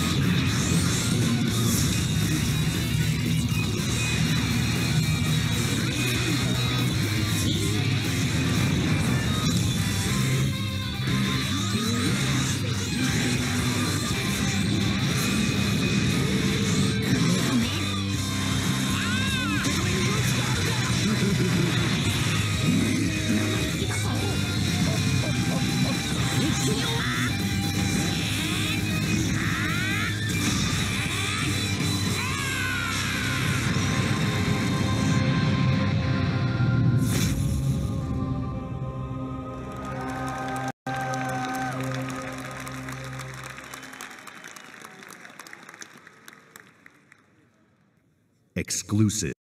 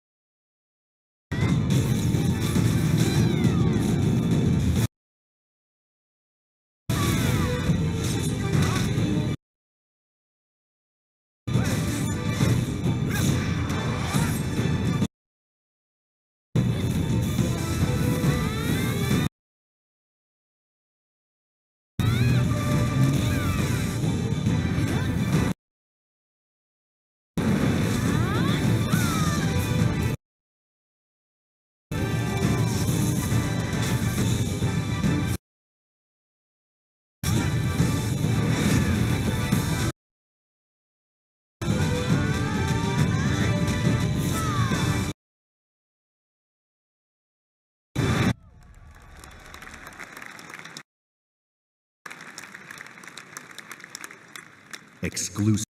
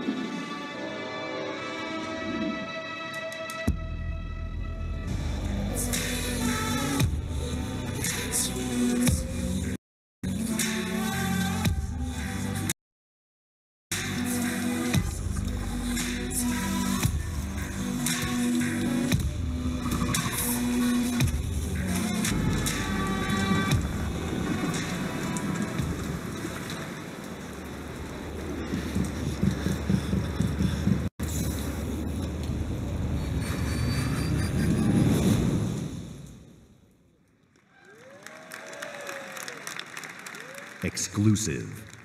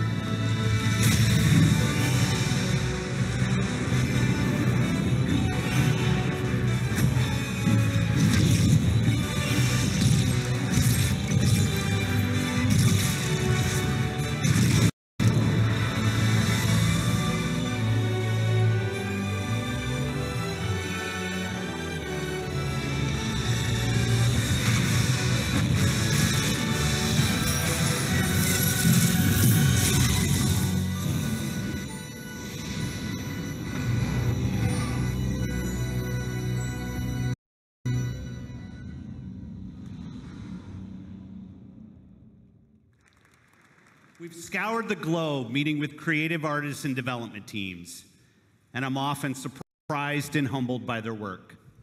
Whether it's a story that can only be born of a different land, or artistic design and storytelling that in a single moment can capture your imagination and inspire. There is much to be learned by looking beyond borders. Our first party is also a place of innovation and creativity. Today, I'm excited to share with you an extended look at never-before-seen gameplay from Rare's shared world adventure, Sea of Thieves.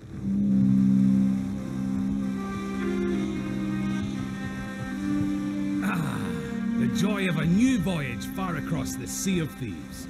Just you, the wise you, she's here too. Oh, and this guy's here. But the point is, this is a shared world, ripe for exploring and raiding with your fine pirate crew. Look at them, scurrying around, making themselves useful. That's what we like to see. There she goes.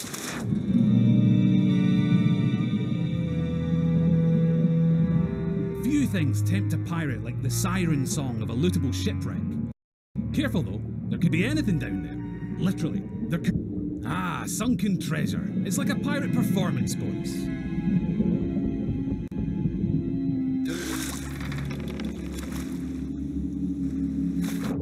Every player's decisions and discovery on board while the coast is clear. There's really no sense in pushing your luck down here.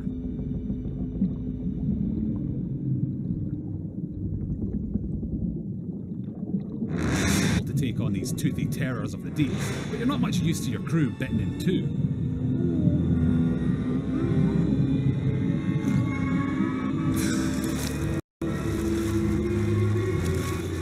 Acceptable. In the spirit of that legendary pirate captain, Pathetic Dave.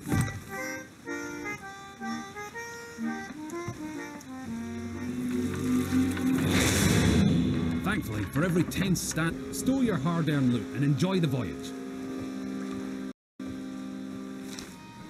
On Devil's Ridge beneath the sands, the gold lies hidden from thieving hands. Well, that's typical. Oh look, here we are at Devil's... And so you'll shift from the heart of the sea to the island shore, where you'll explore jungles and coves, cliff tops and caverns.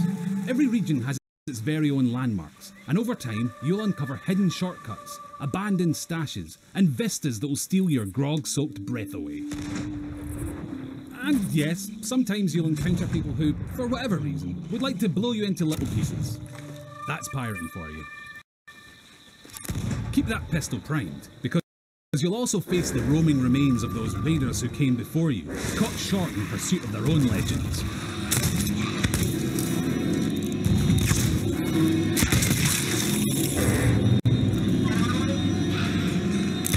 An afterlife of fall off. It's what they would have wanted.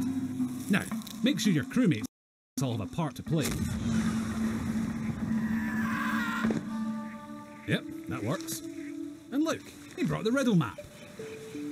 Seek the cursed boar shrine where there is no sky. It lies in wait for a light held high. Right, well that's got to be around here somewhere. But if you've got a bad feeling, you can always leave someone on board to brace the ship for a speedy getaway. Decisions, decisions. Ah, looks like they've sniffed out that place where there is no sky. Time to pool your resources as you plunge into the unknown. It would be easy to come a cropper in these claustrophobic caves. You don't want to wander off track. Unless, of course, you're streaming. You'll have loads of people in the chat telling you what to do anyway.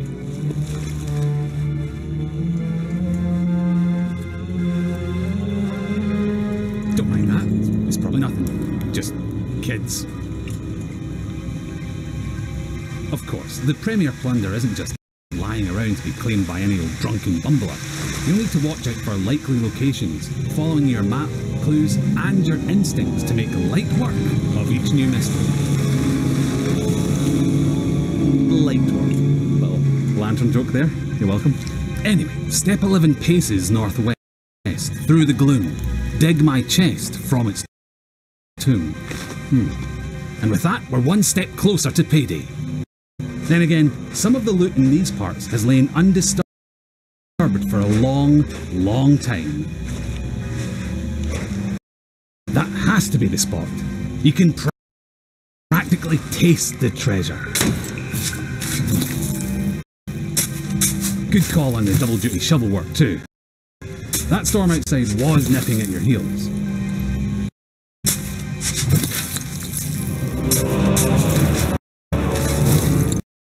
Ah, very nice. Of course, the trouble with treasure, as a rule, is that the owners really like to hang on to it.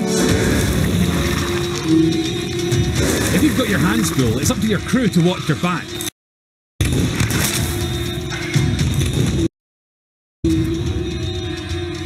And while they're doing that, it's time for another strategic withdrawal with the loot.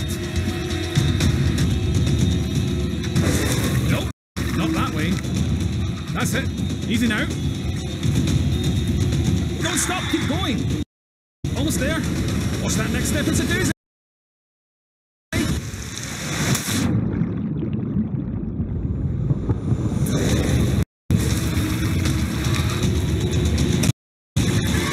Now that's a rescue.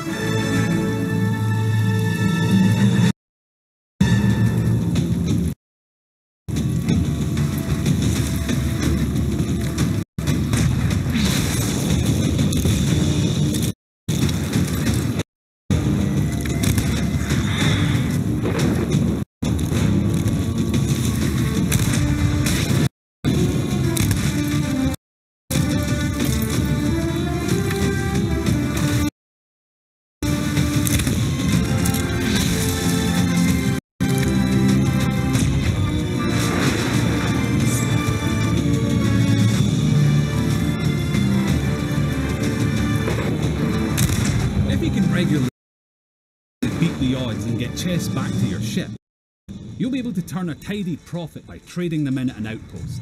That's just the tiny matter of making it through this storm in one piece.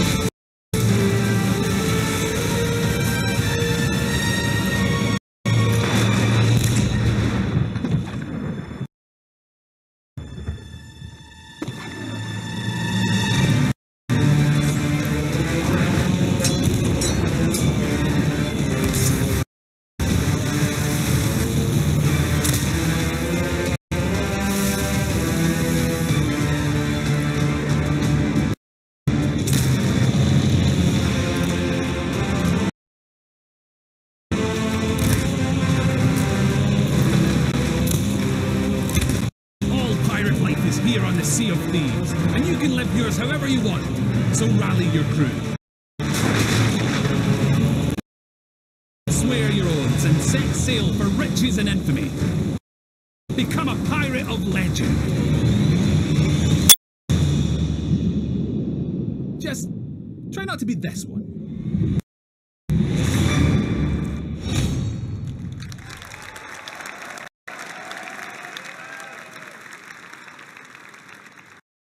Exclusive.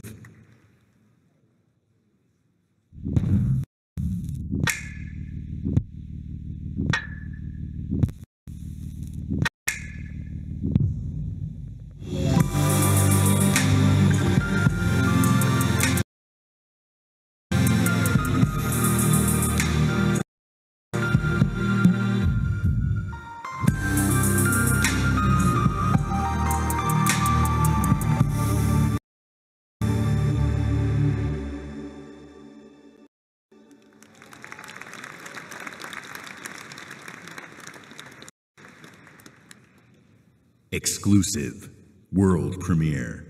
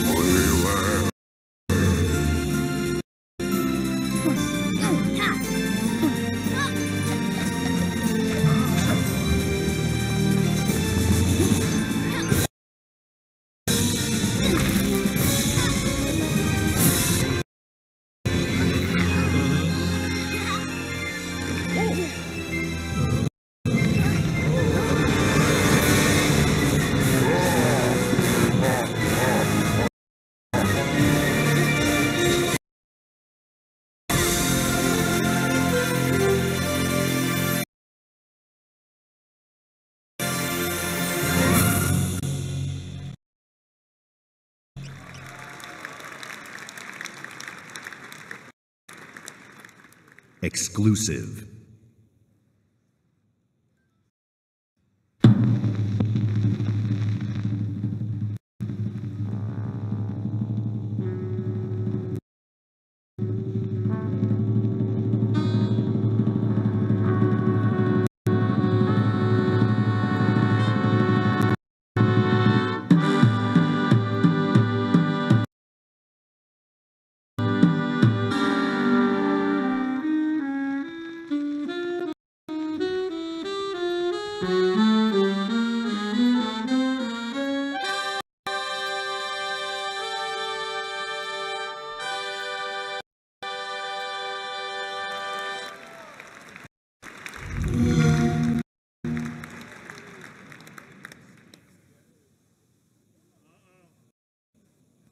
Exclusive.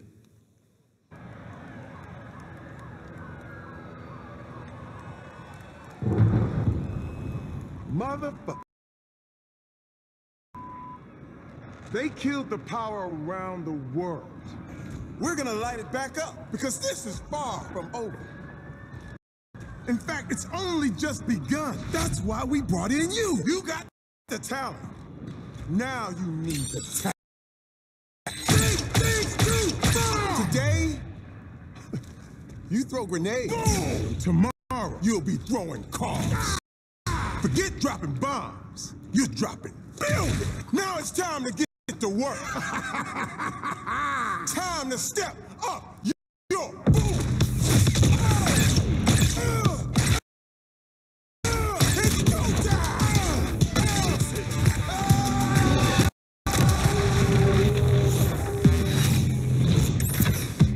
Determination to conquer all my ambitions.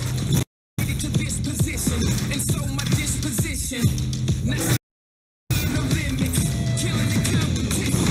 Yeah, I'm a beast. I'm a least. Ready to feast, call my peace, not least. Nothing that I'm number one. Just to keep it 100. 0 to 100. So you have a top. Are you a beast? Are you a beast? Not a least. Do you think you're number one?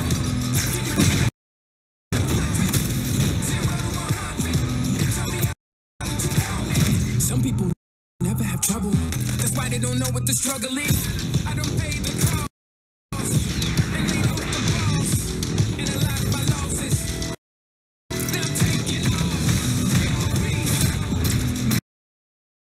I'm a least. Ready to feast. Then I'm on one. Just to keep it 100. 0 to 100.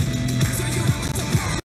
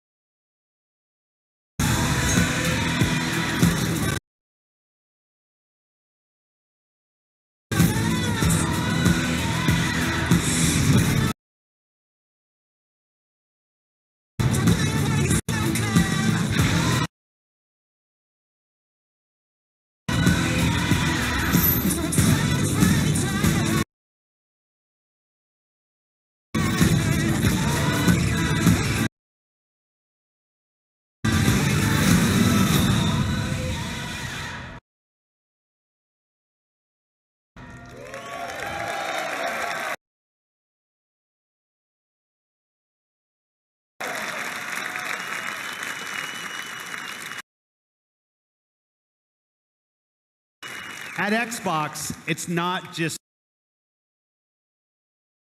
about finding creative artists. It's about empowering them and nurturing them, helping shine a light on their work, making it easy for them to build and share their creations. That's why the Windows 10 through the ID at Xbox program.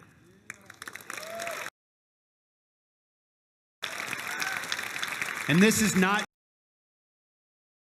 just a milestone for the program and the independent developer community. It's a milestone for everyone who loves great games. I hope you're reminded today why it's so great to be a gamer on Xbox. Action, adventure, surprise. These next few games bring it all together. Let's start with a game whose stylistic approach alone makes it something very special. Exclusive.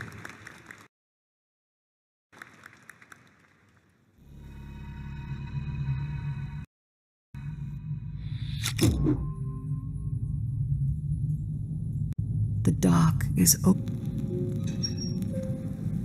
At last a day dawned, and we rose with its first light.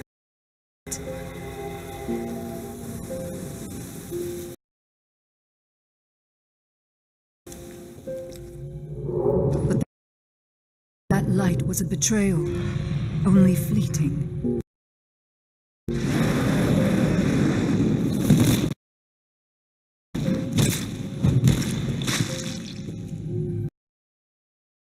In its wake, the night returned to claim us.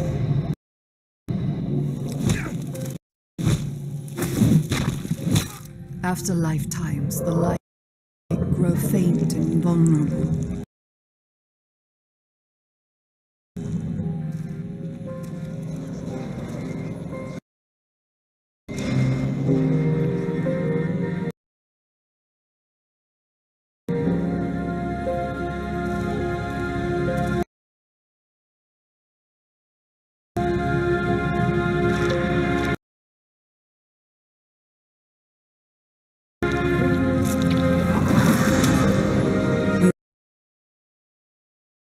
We will live in the new light rather than just survive in the dark. This rebirth will end our wandering.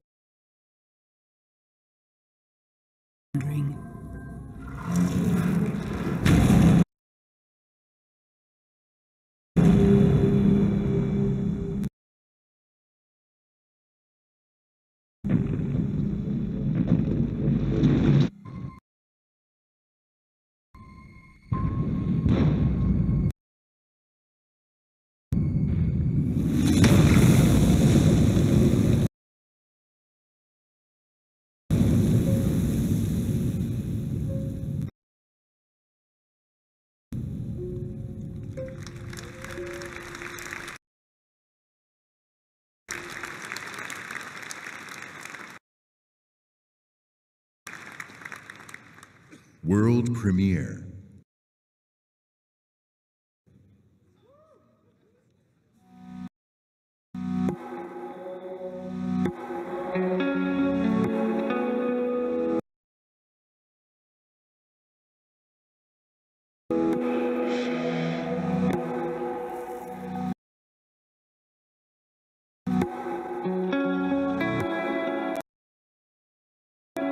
Follow me home, pretend you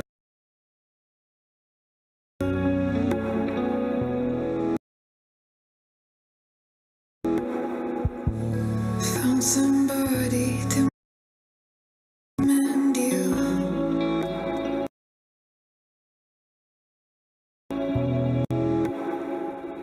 I feel numb in this kingdom. I feel numb. I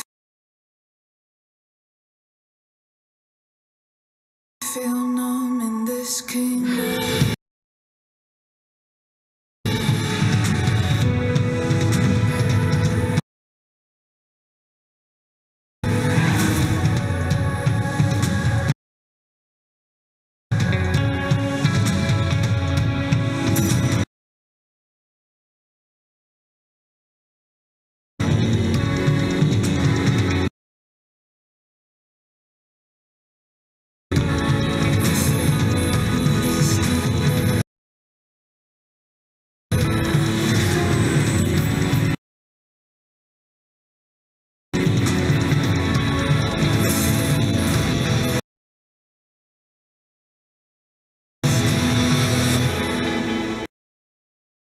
Rachel?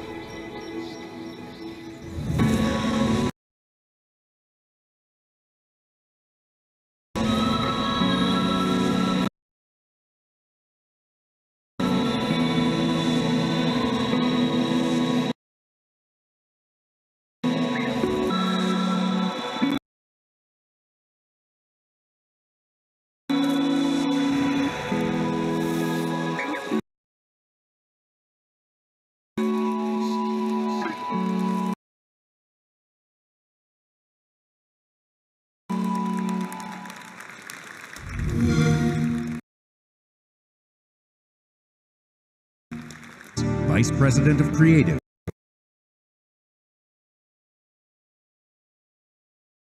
Michael DePlatter.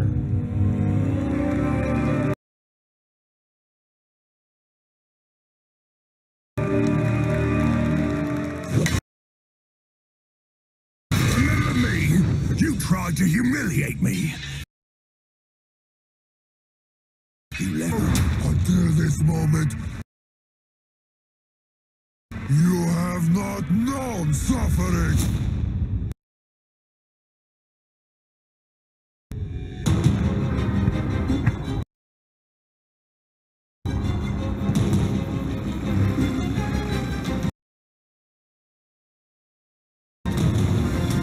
And now I'm gonna kill you for all these orcs to see. Oh, I see. You were an optimist. Know what that is, mate? It's about sizing up a situation that's bloody impossible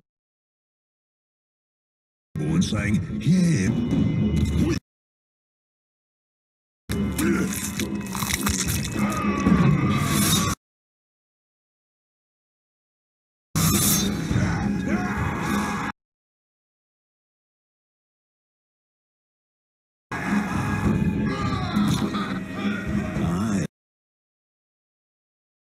Like him. Two new features we're really excited about are forging an army of followers and Nemesis fortresses. Here, we'll use the Ring of Power and recruit this Olog, Bruce the Chopper, to expand.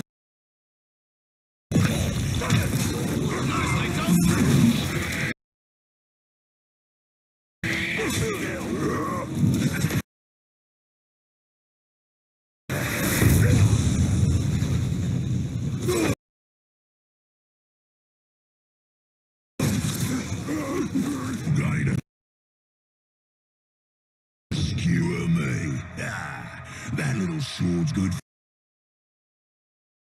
for a tickle, maybe, but you're gonna need more than that to take me down.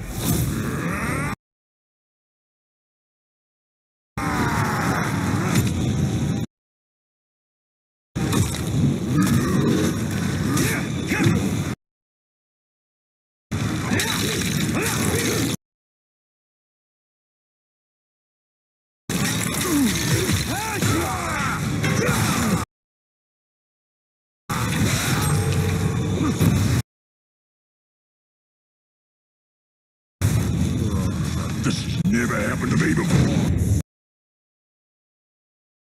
Serve the bright Lord now.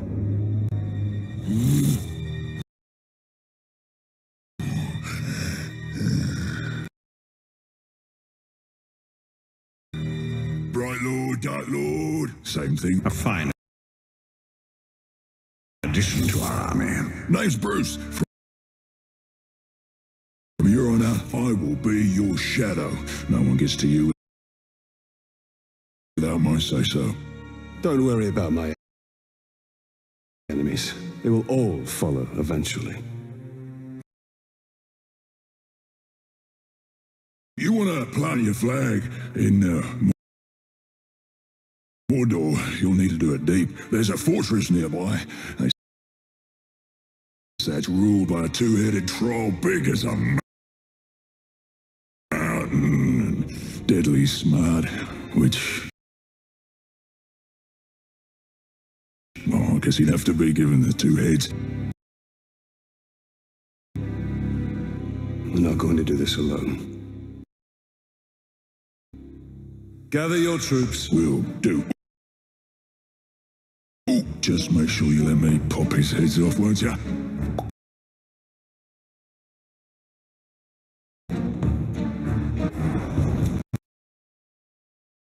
So we already have a few loyal followers in our army, and recruiting Bruce means we're ready to assault the fortress and overthrow the Overlord. Breathing world filled with orc society, tribes and wildlife, as well as stories and secrets. You cleaved me in two. Any other orc would have died, but I survived. You did. You created the machine. No! We've just been ambushed by the machine. He's tracked us across Mordor seeking vengeance.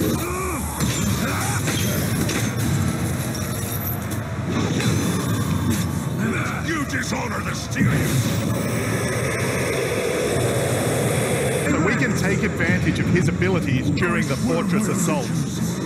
You take out the Overlord. But before we charge headfirst into battle, we should plan our attack and select our followers.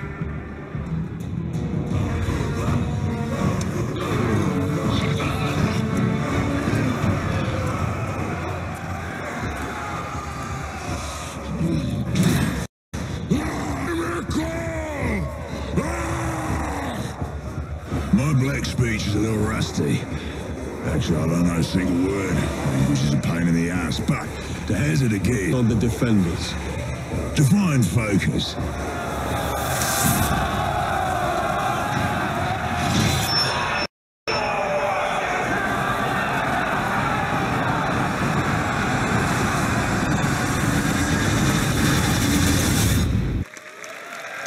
Exclusive world premiere.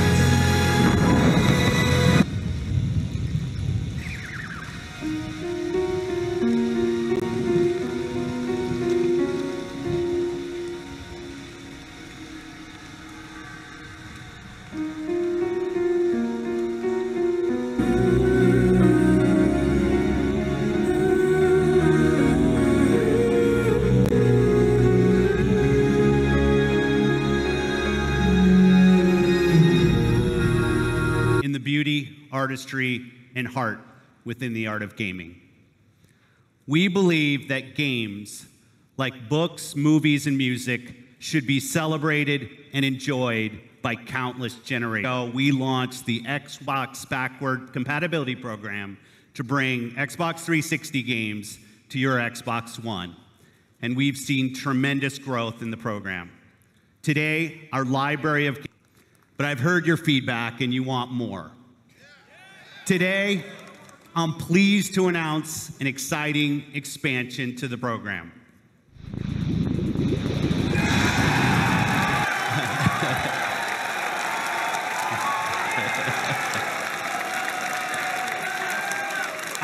team of engineers are working hard to bring us some of your favorite original X, and it looks great. And like the Xbox 360 games, OG games will look better and play better across the Xbox One family. We'll have more to share. I'm proud of the library of games available today on Xbox One. All of them will benefit from the performance and power when you play them on Xbox One X. But we won't stop there. These titles for free. And we already have over 30 titles from our third-party partners that are planning to provide free updates. Resident Evil 7, Tom Clancy's Ghost Recon Wildlands, and Rocket League, just to name a few. It's One X. Today, we showcase some of the world's greatest creators with a lineup of different types of games for every type of gamer. We showed you from developers large and small, 42 games, including 22 with console exclusivity on Xbox One.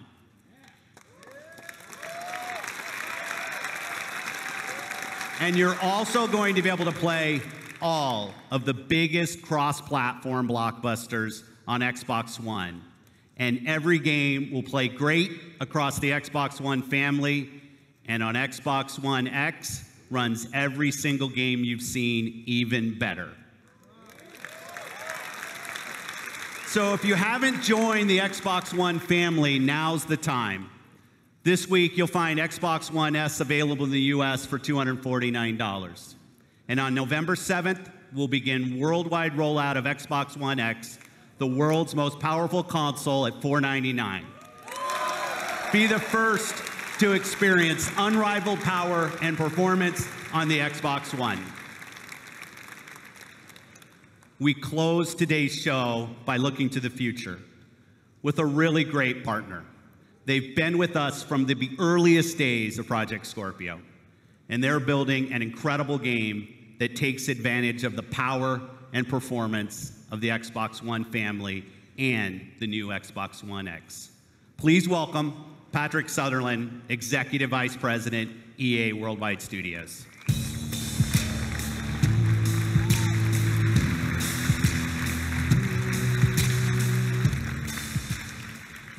New IP is the lifeblood of our industry.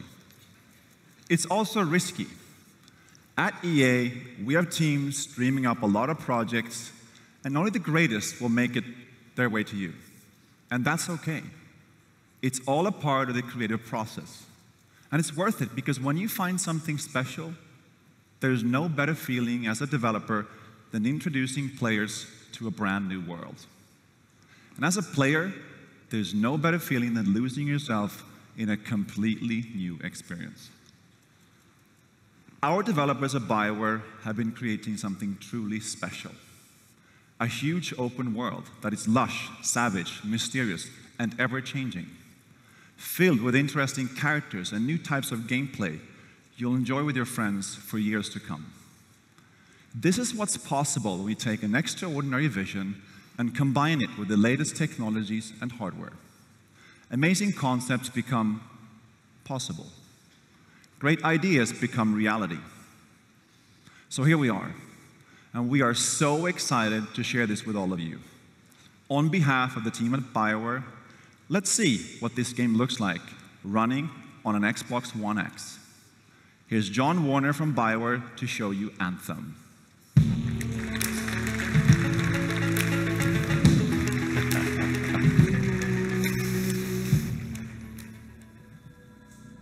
Hi, I'm John Warner, Game Director for Anthem. Here is the world premiere of Anthem's gameplay.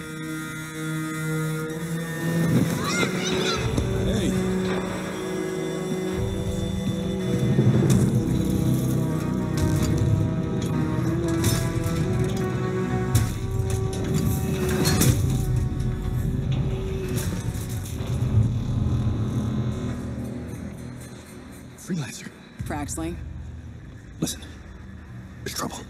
Big trouble. what did you do? I made a mistake.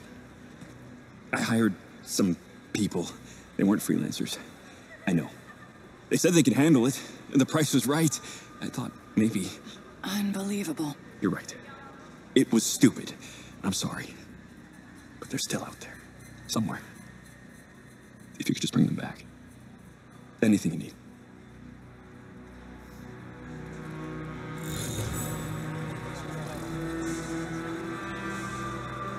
In the world of Anthem, you and your friends are freelancers, the heroes who leave the safety of the walls of Fort Tarsus to explore the unknown and protect humanity. Let's join 2 players as they head out on an expedition. Hey, Paul. You ready to go? We're just grabbing some supplies. Just about ready. What are you going to use today? I decided to go with the Colossus. I'm going to use my Ranger. Try out some new upgrades.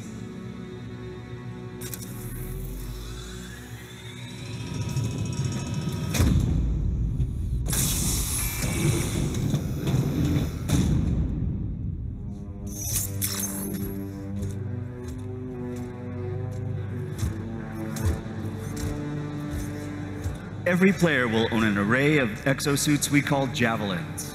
These suits give players superhuman capabilities and are heavily customizable so they look and play how you want. Bam, looking good. Nice, you got a mortar equipped. Yeah, I got it on the weekend. You lead the way, I'll follow.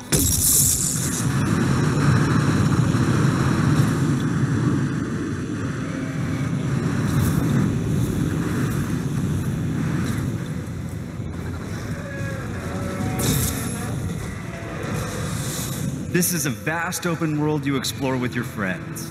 Each Javelin exosuit has its own unique playstyle. The Ranger is balanced and on purpose, while the Colossus is a tanking powerhouse. Right. Let's see up here.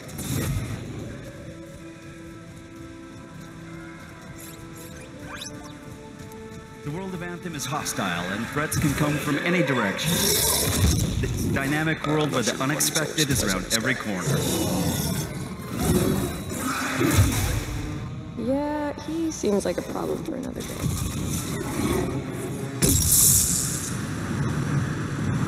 We're getting some fire from ahead. I'll go low. You flank.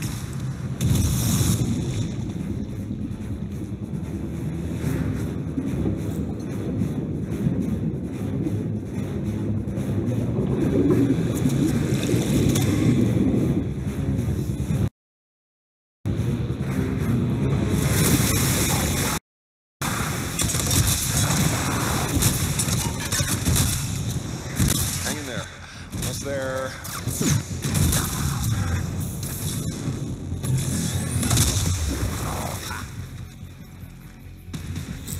Have you been in there yet? I haven't. We should do that later with Kim. Yeah, you could use the XP. Hello, treasure.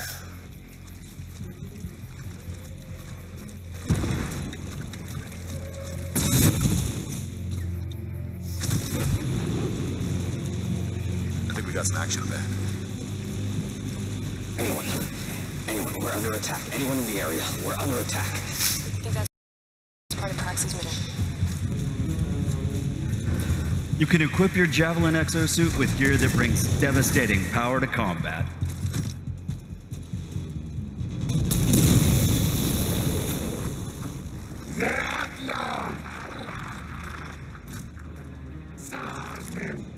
Oh, there are a lot of scars down there. Oh, the scars have a heavy. Have time to use that mortar. Give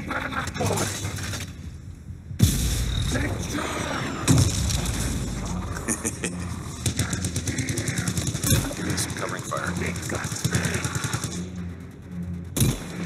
There's a bunch more coming in. Okay, I'll get this round.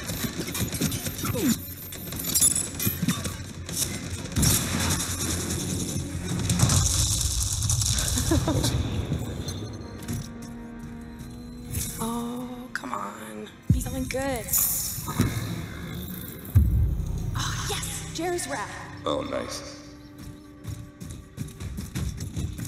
Large-scale world events like Shaper Storms are dynamic and pull you off the beaten path with the promise of new stories to discover. Oh, Shaper Storm incoming. Okay, actually, let's get some more people. Hold on a sec. Hey guys, what's up? Hey, what's happening? Right behind you.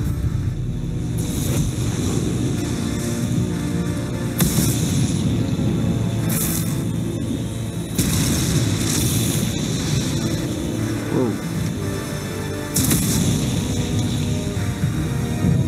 This storm is getting crazy. So what are we supposed to do? Fly into it? All right, let's do this. See you on the other side. Our story is out there.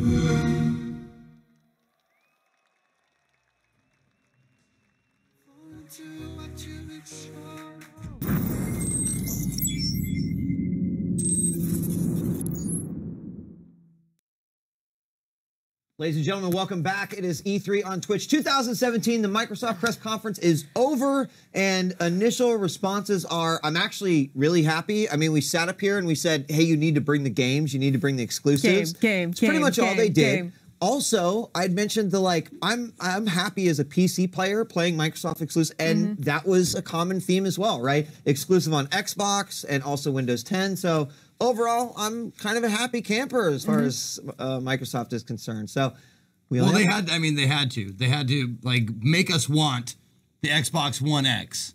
And in order to do that, you have to have some things that are only available in the Xbox One X. And they're introducing, what, 22 exclusive titles? Said that, so it was like 22 console exclusives. So it only appears on the Xbox One X. And then they quoted us like 42 games or something like that overall. They kind of showcased. And they gave us the name.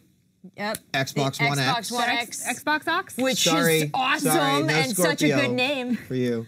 I liked it. I liked the Scorpio, but I guess Onyx. Onyx. Are you doing it? Are you solidifying that right now? Xbox Ox. The Onyx? Yes. Bonix. Okay, we don't have a whole lot of time before we're going to keep our schedule going through into of course all the way to Bethesda. But let's talk about some of the things that we were super excited about. Again, for like the third year in a row, the whole room kind of exploded when they showcased yet another, what do you want to call it, playthrough or example of what Sea of Thieves is going to be. Oh yeah. What do you guys want to say about it? I think we saw every kind of gameplay that you're going to be able to play in that game. Maybe not all of them, but a huge enough variety to excite pretty much everyone in the room that was watching with us. We already were making plans of like, okay, one night a week, we're going to get together, we're going to put on pirate costumes, we're going to drink some ale, and we're going to play. I mean, when I first saw Sea of Thieves, I barely even remembered it. It just didn't seem like something I'd be into. That playthrough, it was like, yes, Rachel, you go grab the treasure. Oh my God. I'm going to man the can. I got you. So I'm down. Yeah, it showed us the underwater sort of exploration. We don't quite know how the whole game is going to unfold, but it looks like there's a lot of variety in terms of what you're going to be able to do and various things that happen to you. Can I put out another theme? Like all these games that we've seen so far have seamless like underwater to air transitions. Like the immersiveness of all these worlds and almost every game we looked at is incredible. And I know Zeke just wants to fire himself out of a cannon to like another That's pirate exactly ship. how do you know that? Because that's the I know thing I you saw. too I was well, like, Zeke. yeah, it looks good. And I was like, you can fire yourself onto another player's ship. I'm in. I want to be that class. Whatever You that will class be the is. Leroy Jenkins of Sea of Thieves. Oh, I just totally like, will. all right, guys, I I'm totally will. doing it. I'm gonna Here we take go. out as many as I can. Sea of Thieves is a console exclusive. It's also going to be available on Windows 10. Yes. I know a lot of folks will be very excited about that. What else were people excited about? I mean, we got a lot of things. Metro Exodus, Assassin's Creed Origins, PUBG, Deep Rock Galactic, State of Decay 2, Darwin Cry, like what else out of Deep sort Rock of that? Galactic! That looks so much fun. I'd never seen anything about that before. And other people have said they've seen that. Have you seen that? I've never seen that. It looks really fun. Like the reaction in the room was, wow, this kind of looks like Astroneer, which is a pretty recent early access game. Sort of had some of the similar feels, but then you had those moments where the dwarves got together and they were defending a whole area, and that's definitely one thing that's missing from that game. It's more about build, explore, and kind of set up.